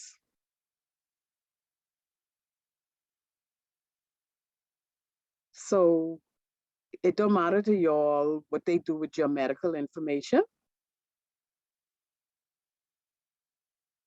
Anyone should be able to access your medical information without your permission. No, they shouldn't. Okay, so that's another heavily regulated area. Okay, so in the Bahamas, we may not have as much regulations as other places but then we do use some of that, because if you go to doctor's hospital or you have to fill out something, especially with COVID coming around and people have to be tested. Remember, initially now people speak freely about it, but when it was first hitting us, you know, No, you have COVID, you know, but you're okay, you know. So, but you'll notice even on certain forms, it has something to the bottom that says HIPAA compliant in terms of the software they're using at doctors to collect your information. So when you go to book your appointment or whatever, So this whole COVID Instacart, Kipper. HIPAA, HIPPA, and that right, that does not originate from here. That's a regulation that's U.S. based, but you know we're closely tied with U.S. So a lot of times you find if you're using software, etc., they have those built in, you know, and so there are things around people's personal information that has to be protected. And so even down to what you're using to process that information has to be compliant with certain regulations. So your health information is a good example. Before we were like, we used to be a bit loosey-goosey with regard to how health information was governed and things got out, you know, but now people are more aware and ready to confront with regards to their personal information. So organizations that handle personal information of a medical nature, they have to ensure that they are up to standard and complying with the regulations and laws regarding people's personal information. And that, McDonald, that would have been what you shared with us, right? Data Protection Act. Yes, that's what. Okay, right. And so you have those institutions like hospitals and clinic, etc., that's collecting your personal information related to health, you know. And so there are things around that has to be protected. Okay.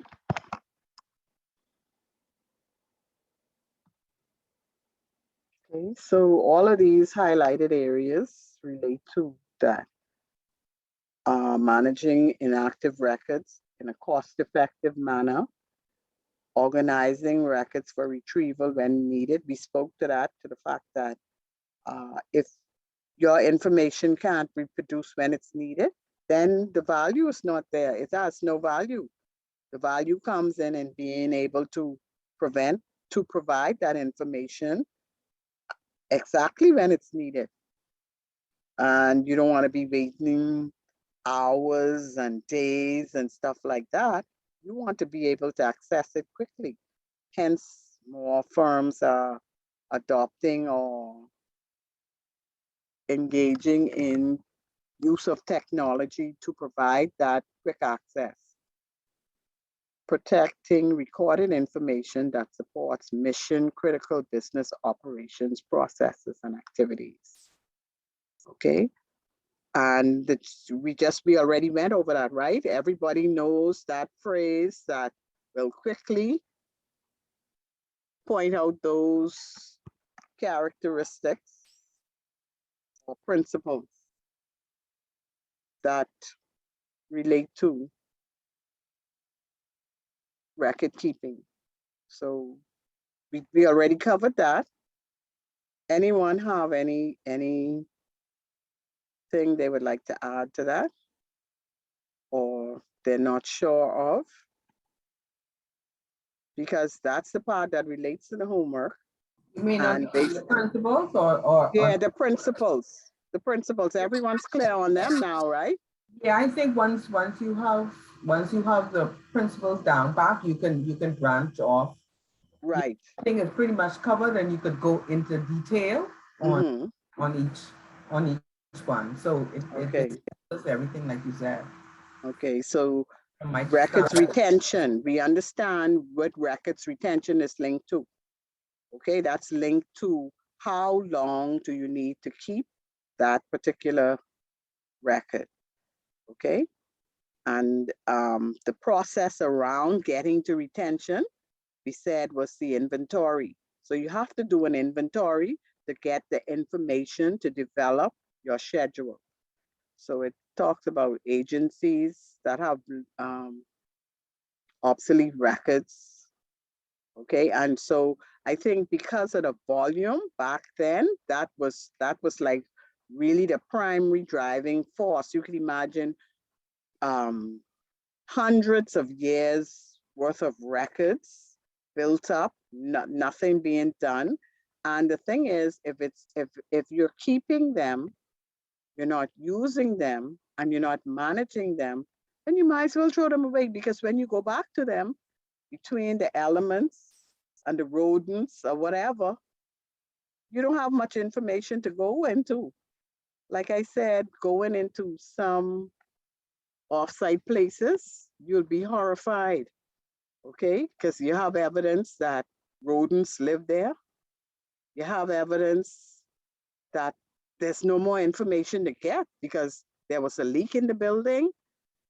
It damaged the box. The records in the box got wet.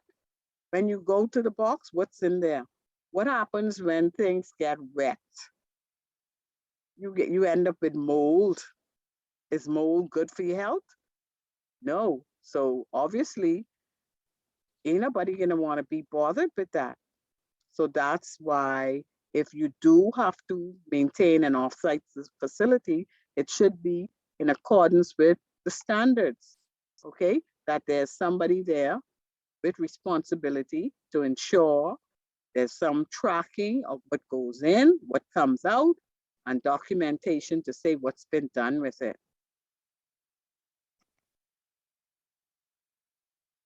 Okay, so in every organization, preservation and disposition of recorded information, it's critical, okay? And I just mentioned that in terms of being governed, it has to be governed by policies and procedures. It's not to be at the discretion of whoever's there at the time. Okay, and we all know what happens, especially with government records, if they are destroyed without authority or permission. Okay, and even in the private sector, I think we mentioned one of the really big, they're bigger ones now because of cybersecurity issues and leakage of people's personal data because of breaches. But back in the day, Enron and Arthur Andersen, big law case and scandal, because what happened, they were being reviewed, they were being scrutinized, they were in litigation, and they decided that they were going to get rid of the records.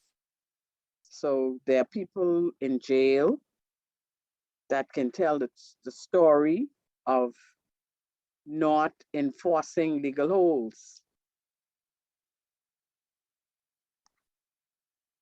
Okay, so record keeping laws and regulations apply to all private and public organizations that operate within a specific governmental jurisdiction. Okay, it's a US book, so they're using US examples. Okay, and it's equally important to know that if you have an organization that's multinational, that's another headache, because you have those local laws, and then you have your home country laws. So at a minimum, an organization will incur fines or penalties for failure to produce records when requested by government auditors, tax officials, regulatory bodies, law enforcement agencies, or other authorities. Okay, so don't fool with Uncle Sam money. Okay, the tax people will come looking for you quick, fast, and in a hurry. Okay, so record keeping is very important. Record keeping is not filing. Okay, and that's a concept that many persons have over the years, that it's only filing. That's only one aspect of it. Okay, and that's in accordance with procedures. Okay, so it's not, it tells you where to file and what to file based on what you have identified as your records for business needs. Okay, so these are basically speaking to the various regulations and acts and legislations from a US perspective. Okay.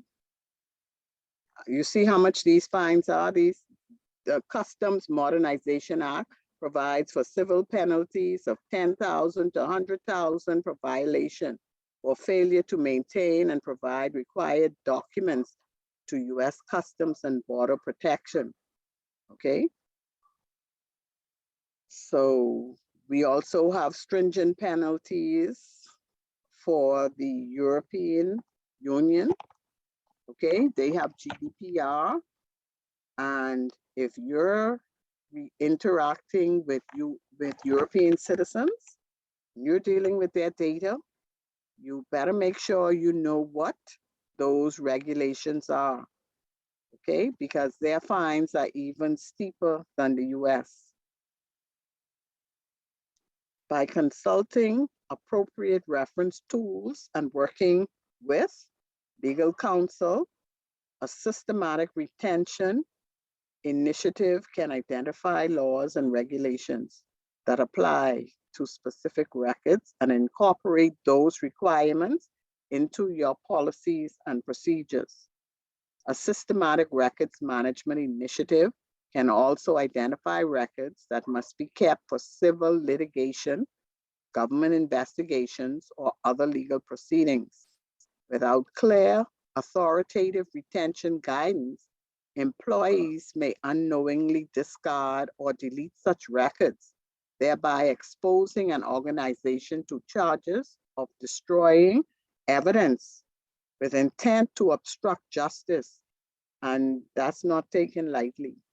So a part of your implementation of a records program within your organization has to do with communication and awareness. Okay, so basically you have to train employees on how to handle the company's information assets. Okay, so cost-effective management of inactive records speaks to active and inactive information life cycles, which basically how often are you using these records to support your operations, processes, or activities? So we know active, we're dealing with them frequently, okay? And so when you look at the type of records or files you produce, sometimes with a transactional, that's like a one-time thing. Your other records you may have relate to like cases. Okay, so that's going to stay active as long as there's no resolution to that case, you know. And for active records, they're more the ones that you want near and you want close to you.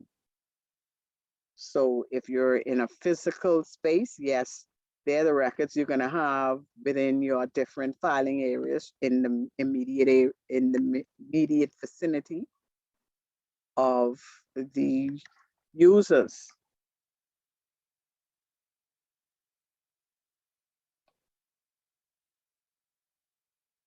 Okay, so we have to make distinctions when it comes to the status of the record. Is it an active or an inactive records?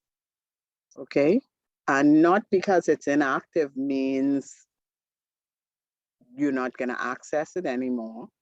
Sometimes it's inactive, but it's pulled again, and especially in, like we said, sometimes with case files.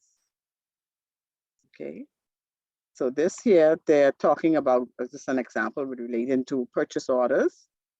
So purchase orders and their supporting documentation are clearly active records until the ordered items are received and payment is made. A purchase order may remain active for an additional brief period of time until all questions about an ordered item and any payment issues are resolved, but it may be consulted thereafter only if a question arises about how or when a specific item was purchased. as time passes, this is less likely to occur. If enough time passes, it will not occur at all. Okay, so similarly, they talk about education and students, individualized program, classroom observation, health history forms, and other records will be consulted regularly and frequently while the student is enrolled. These records will become less active after the student graduates or leaves the school district. Years later, however, the same student may come to request copies of special education records that in support of maybe claim for disability benefits or other purposes. Okay, but the activity will likely cease completely once that person dies. So there are certain records that their activity or requests for them decreases over time. Okay, but you're not fully or completely off the hook with those records pertaining to, like we said in this instances, individuals until they actually die. And then that's like what we would call a trigger, an event trigger, okay? Because in your retention setup and framework, if you have a record for an individual, certain triggers may be once a person dies, then you no longer need to keep that record. However, like in the case of with birth certificates and death certificates, those records, according to government agencies, are usually considered permanent because although you are dead, you have your descendants or other persons still interested in those records. So that births and marriage, they're called vital records. And we'll get into that later because vital records can be those type of records in the case of living persons, as well as vital records in terms of what your business needs to continue should something happen. Okay, so this basically is saying in some cases, the transition from active to inactive status can be long, like we just spoke about. Okay, you can have them being consulted regularly and frequently for decades. Okay, and so these records, they're talking about floor plans for buildings as long as that building is up and people are occupying that building, you want to make sure you have those plans available. Okay, it also talks about patients' medical records, primarily those with chronic conditions. Okay, and their care is ongoing. Okay, birth, marriage, court records, etc. The thing with them is you need to be able to get to them. They need to be accessible, irregardless of the long periods of time that they may not be looked at. So a key point, records in the inactive phase of the information life cycle. The principal goal is economical storage. So if you have to keep something for long periods of time, then you want to make sure it's a cost-effective storage. Okay, that helps to lower the cost of doing business. Okay, so basically this chapter, like I said, it focuses on those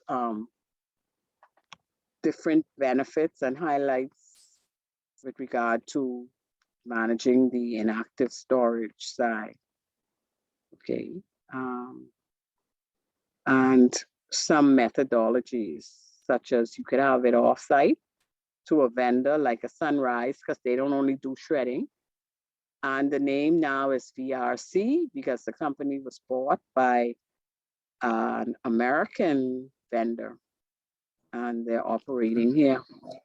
I was going to ask you about that, Mr. What do you think about that? Well, I I have never seen anything like it. I would think, Uh-huh. we talked about our business and stuff is not supposed to go overseas. That's Mhm. the act that I did, right? But Mhm. you selling your information, everything that's in there, including our banking details and everybody banking details, Mhm. US based. Suppose they're looking for something, Mhm. have access to your files. Yeah. Whatever But, you know, buy, it was. they just buy the building. They looking the storage stuff in there. They Mhm. do them at any time they want to. And see, that's the thing. That is so Because wrong. it was that was official. That was originally owned by Bahamian, but I It guess was a Bahamian owned. yes, yes. And now how the US get inside and want to take it because they know what's in there, those records. They're looking, and you know how the US people go, right? If behind you for something, they will find out even if you get 90 or 80 years old, hunt you down to find out that information.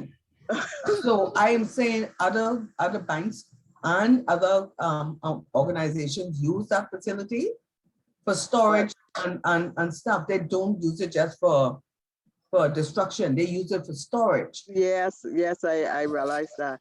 But the That thing is is that- too, you realize now they have a foothold in the Caribbean because Yes, that's what I'm they were saying. trying to get here. They were trying to Yes. get in the Caribbean area. Ever But since. now, yeah.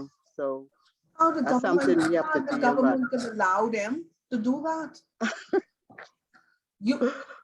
I can't see a Bahamian company going into the US into like say. You know, all I could say. I can't see. It'll never money, happen.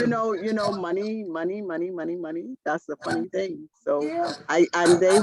they're all over the US. The biggest storage company in the US for a while was Iron Mountain. And as people realize the money making in record storage, right, more businesses got involved. So this is like a small company that's now mushroomed. They're all over the US. And this is like their step into international territory. Yeah, and I think they need to check them out too, because that's do very well be doing money laundering. The same people like that you need to check.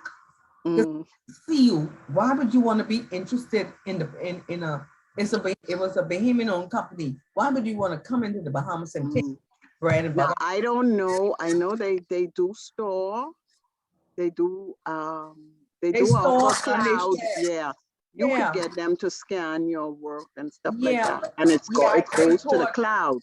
Yes, now, with cloud, so you need to know where if you're concerned about jurisdiction and territories, you need to know where that cloud is located. Exactly. You know. But before that, they did store it. They were doing cloud service, but it was based in different areas, not the US. So I don't know if they kept that, but I know that where they were storing it, it wasn't in the US. So I don't know if that's going to change now that it's under new management. Yeah, but I think that in my view, I think that's wrong, because, for example, if we have files in there stored with not for shredding, let's say they after a tax evader, and their file is there closed, or even there for review for destruction, and they want information, they could go right in there and get the information right there, copy it, and send it to wherever they want to send it. Now, the thing is, that's why, you're supposed to sign different agreements and stuff like that. And sometimes that's the thing, it's so much writing, but you really have to pay attention to what that says as well. If there's any clause. That is scary. That is scary to me. Why do you want, and it's not just for a lot of people use them for storage, not spreading. Yeah, they do, because they have a big government clientele. Yeah. But I think it's scary. And even that still, you have a big government clientele. You don't know what they do. Let's say they go there to destroy. Who knows? Go and search for before they do it. Mhm. Yeah, that's the thing. Yes, it is. It That's really my is. mindset. Because yes, I understand.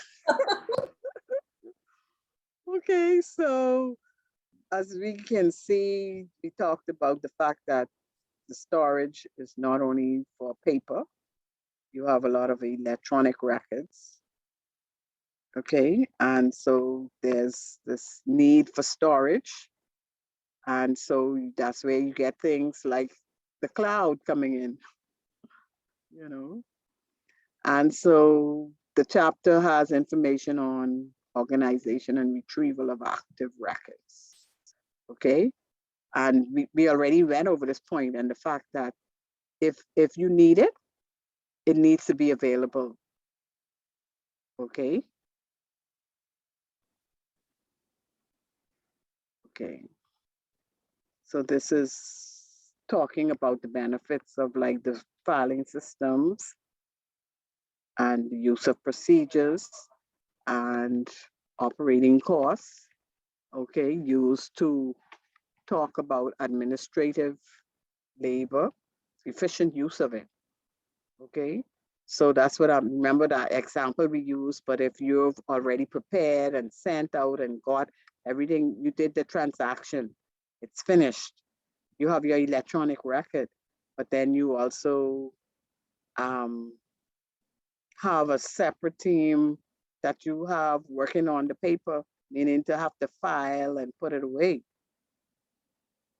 You know, if it's a record and you have a electronic repository with all the necessary requirements in place for protection and also accessibility, then you can see where you can kind of be at a disadvantage cost wise, having to still do it for paper as well. It's like a duplication of effort. So if you have something in the system already, it's saved where it's supposed to be saved, and you're going to print it and file it. Just something to think about. Something with that process that probably needs to be addressed. Okay, so these initiatives can reduce labor costs and improve the accessibility of recorded information. Well-developed filing systems and procedures reduce operating costs by making efficient use of the labor, filing equipment and supplies, and the cost savings. You don't have to, those filing cabinets are not cheap. And if you have one of those, those elaborate, what they call track mounted, rolling, lockdown type of things, you know, must be 20 years ago, they was in the 14, 15,000s for one unit. So they were not cheap. And they ain't cheap, Mr. We have a whole, we use those, and those are like 10 stairs up on. They are huge and very expensive. Right. So to maintain that, and plus you have to pay for that system, that electronic record keeping system, if you have one. Yeah. Okay. And they ain't cheap either. And you can look around. So, that's all the bonus. so that's all the bonus and thing going in them. That's right. And you know, people looking for a little extra something. Exactly. Difficult times. Yep. So if you gotta weigh the cost now, you know, but they also improve productivity by minimizing time-consuming file searches, thereby expediting tasks that depend on the timely availability of documents. And you know, you have some time-sensitive stuff, especially for financial information and persons who dealing with banking. Okay, certain things, you know, end the day, and you got to get that on this time, and so time is money in those sectors. So you can't be fumbling around with things or trying to tell an international person come back tomorrow or something. No, you know, so that's when you see the importance and the value of having that information available. Ain't nothing worse than Ms. Tucker than a Uh-huh. client come in and they can't find their file. Yes, I know. Hey, listen here. That's and see, that's the risk. That's some of the risk that you try to mitigate through records management. Okay, risk of lost or missing information. Yeah. How do you put in controls to avoid that? Yeah. So we see the value of having the information available when it's needed. For business operations with complex retrieval and control requirements, electronic content management systems can reduce time and labor requirements to locate and retrieve records needed for decision-making, transaction processing, for those dealing with clients and customers, or other information-dependent activities, thereby expediting the business operations and improving productivity. In this respect, systematic records management adds value to business initiatives. Okay, so it's not an ad hoc thing. This has to be a consistent move. Okay, effective management of active records can also create business opportunities that lead to increased revenue. Well-organized, readily retrievable records can have marketable, quantifiable value in certain business situations. Okay, so they do go into some details about that with regard to the mailing lists and other things. Effective record-keeping systems support the profitable exploitation of an organization's intellectual property and non-public information, including proprietary technologies, trade secrets, patents, product formulations, trademarks, and copyrights.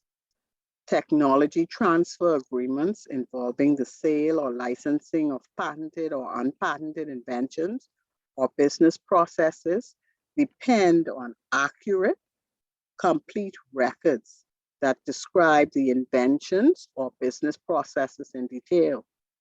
The availability of thorough documentation for these highly valued information assets can also be an important consideration in mergers and acquisitions. Systematic record-keeping practices also confer competitive advantages that can lead to increased revenues. Records management contributions to competitive advantage are based on widely cited value chain concepts, which view the creation of a product or service as a series of interdependent activities, each of which adds value and cost to the final offering. The value chain model treats recorded information as a critical supporting element in business operations. Okay, so all of these little excerpts I've been reading are basically speaking to that reason for records management. Okay, and pretty much we're going to stop here so that I can take some time to make sure collect the materials and use the email to distribute them, including the send us all the goodies. Okay, including that that outline with the 3 assignments. Okay, so the first one is basically you're just giving a overview and assessment of records management for you within your organization. Okay, and it stipulates it's not like I say, this ain't a research paper. Okay, but you still have to be cognizant of grammar and organization. Okay, so you want to define what it is, what records management is, and you want to basically include in that the definition of it. Okay, and the fact that there's a life cycle concept around it, and there are principles that govern it. And then you can say what you have, So if you don't have a policy, fine. but you can just say based on what you know so far, this is what you have, this is what you don't have in place. And given the information you presented, just say what you think you would rate your organization as, whether it's a level 1, level 2. Now, if you have a level 5 or 6, I mean, you off the chain. So, but even for, like I say, established agencies here, most persons are within the mid-range because, like I said, pretty much there were misconceptions about the profession.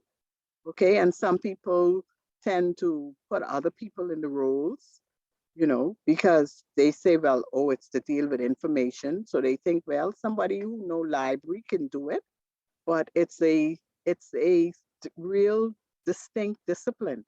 Okay, or you may say, oh, that person is an archivist, but each of those different disciplines are looking at information from another perspective.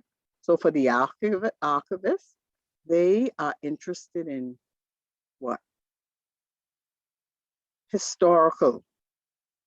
So they want to be able, if you're a organization of significance nationally, they want to know, they want records or information that would reflect the milestones in that journey, the key things. And so when we think of archives for what we would call private organizations, you're thinking along that line. They want to show what were the key milestones for that company and have information that provides a snapshot of that historical moment. Key, maybe some memorabilia. So even in the archivist discipline, it's not just paper. You have other objects that relate to the company. Something like a Coca-Cola, you can imagine if they have an archive, and Coca-Cola does have an archives overseas that you could go and visit. So to see what the first Coca-Cola ingredients consisted of, or to the type bottles, to the labeling and all that. So that's what their archives would reflect. And then you also have to take into consideration that when we talk about archives, it means different things to different people. So for somebody in IT, their version of an archive is not what ideally the records manager or the archivist is talking about. Okay, for them, archive more like some offline, somewhere to store your electronic stuff, whereas there's a much deeper meaning for a true archivist or somebody who in records management is dispositioning and has to transfer to an archives. Okay, so protection of essential records. That's in here. And then the functions of records management. So I'll try and get as much of this information as I can out to you. But like I say, there's a lot of resources out there that can help you to digest the overall content. Short videos on specific component, the life cycle. There are videos that go into detail about a file plan, what is a file plan, and we know that is linked to when you do your inventory, okay, and you have your retention schedule as well. There's that guidance on, you just created this letter. This letter is the higher letter for the person who went through the recruitment process. Okay, so that letter is not to sit on your C drive. Where are you filing that? You have to file that in your HR repository okay, in the correct file, okay? If you don't have it electronically, you have a physical cabinet where that would warrant filing, okay? And once the person is hired, that's a different process because now you have to create a personal file for that person, okay? So processes in electronic may be different, but it all relates to the same concepts that you would do for the physical. So you got to lock up your file cabinet. You have to literally file things in the right folder, okay? So physically, you're doing that. Go into a physical file cabinet. Electronically, you're creating it online and you're saving it into the repository. Once it becomes a record, you don't need to leave it in your draft, nothing. That needs to go directly where, if you're not there, somebody else who has the authority or the access can look at it and find it. So that's a lot to digest for this evening. And I'd just like to say thanks for coming out. And I'm going to take the extra time to start sending out these attachments that you didn't get.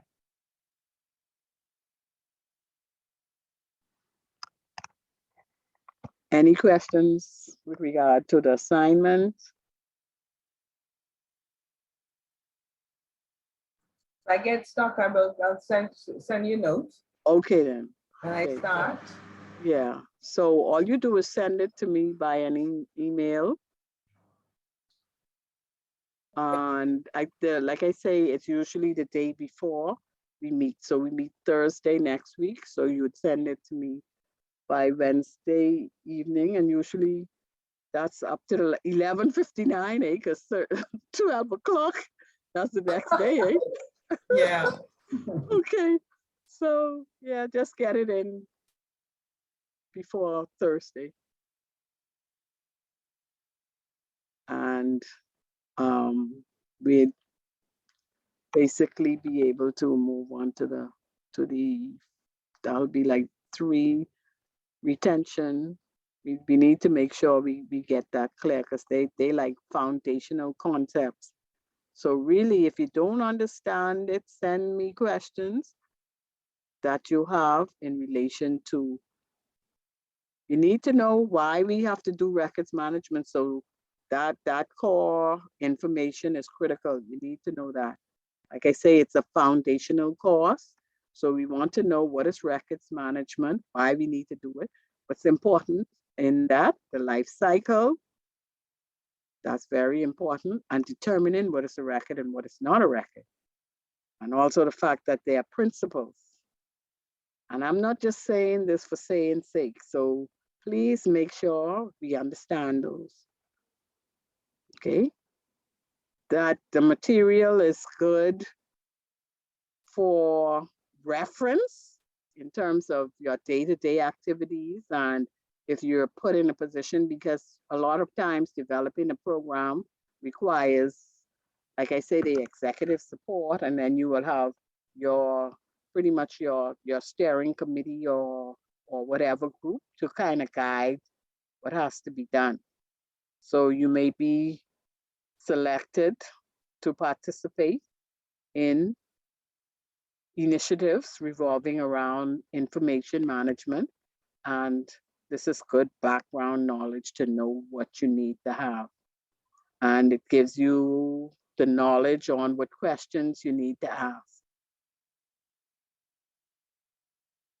So with that said, you all enjoy your Labor Day and Whit Monday holiday. Okay, bye everyone. Have a Okay, holiday and be safe. all right. Good night. Take care. Good night. Bye.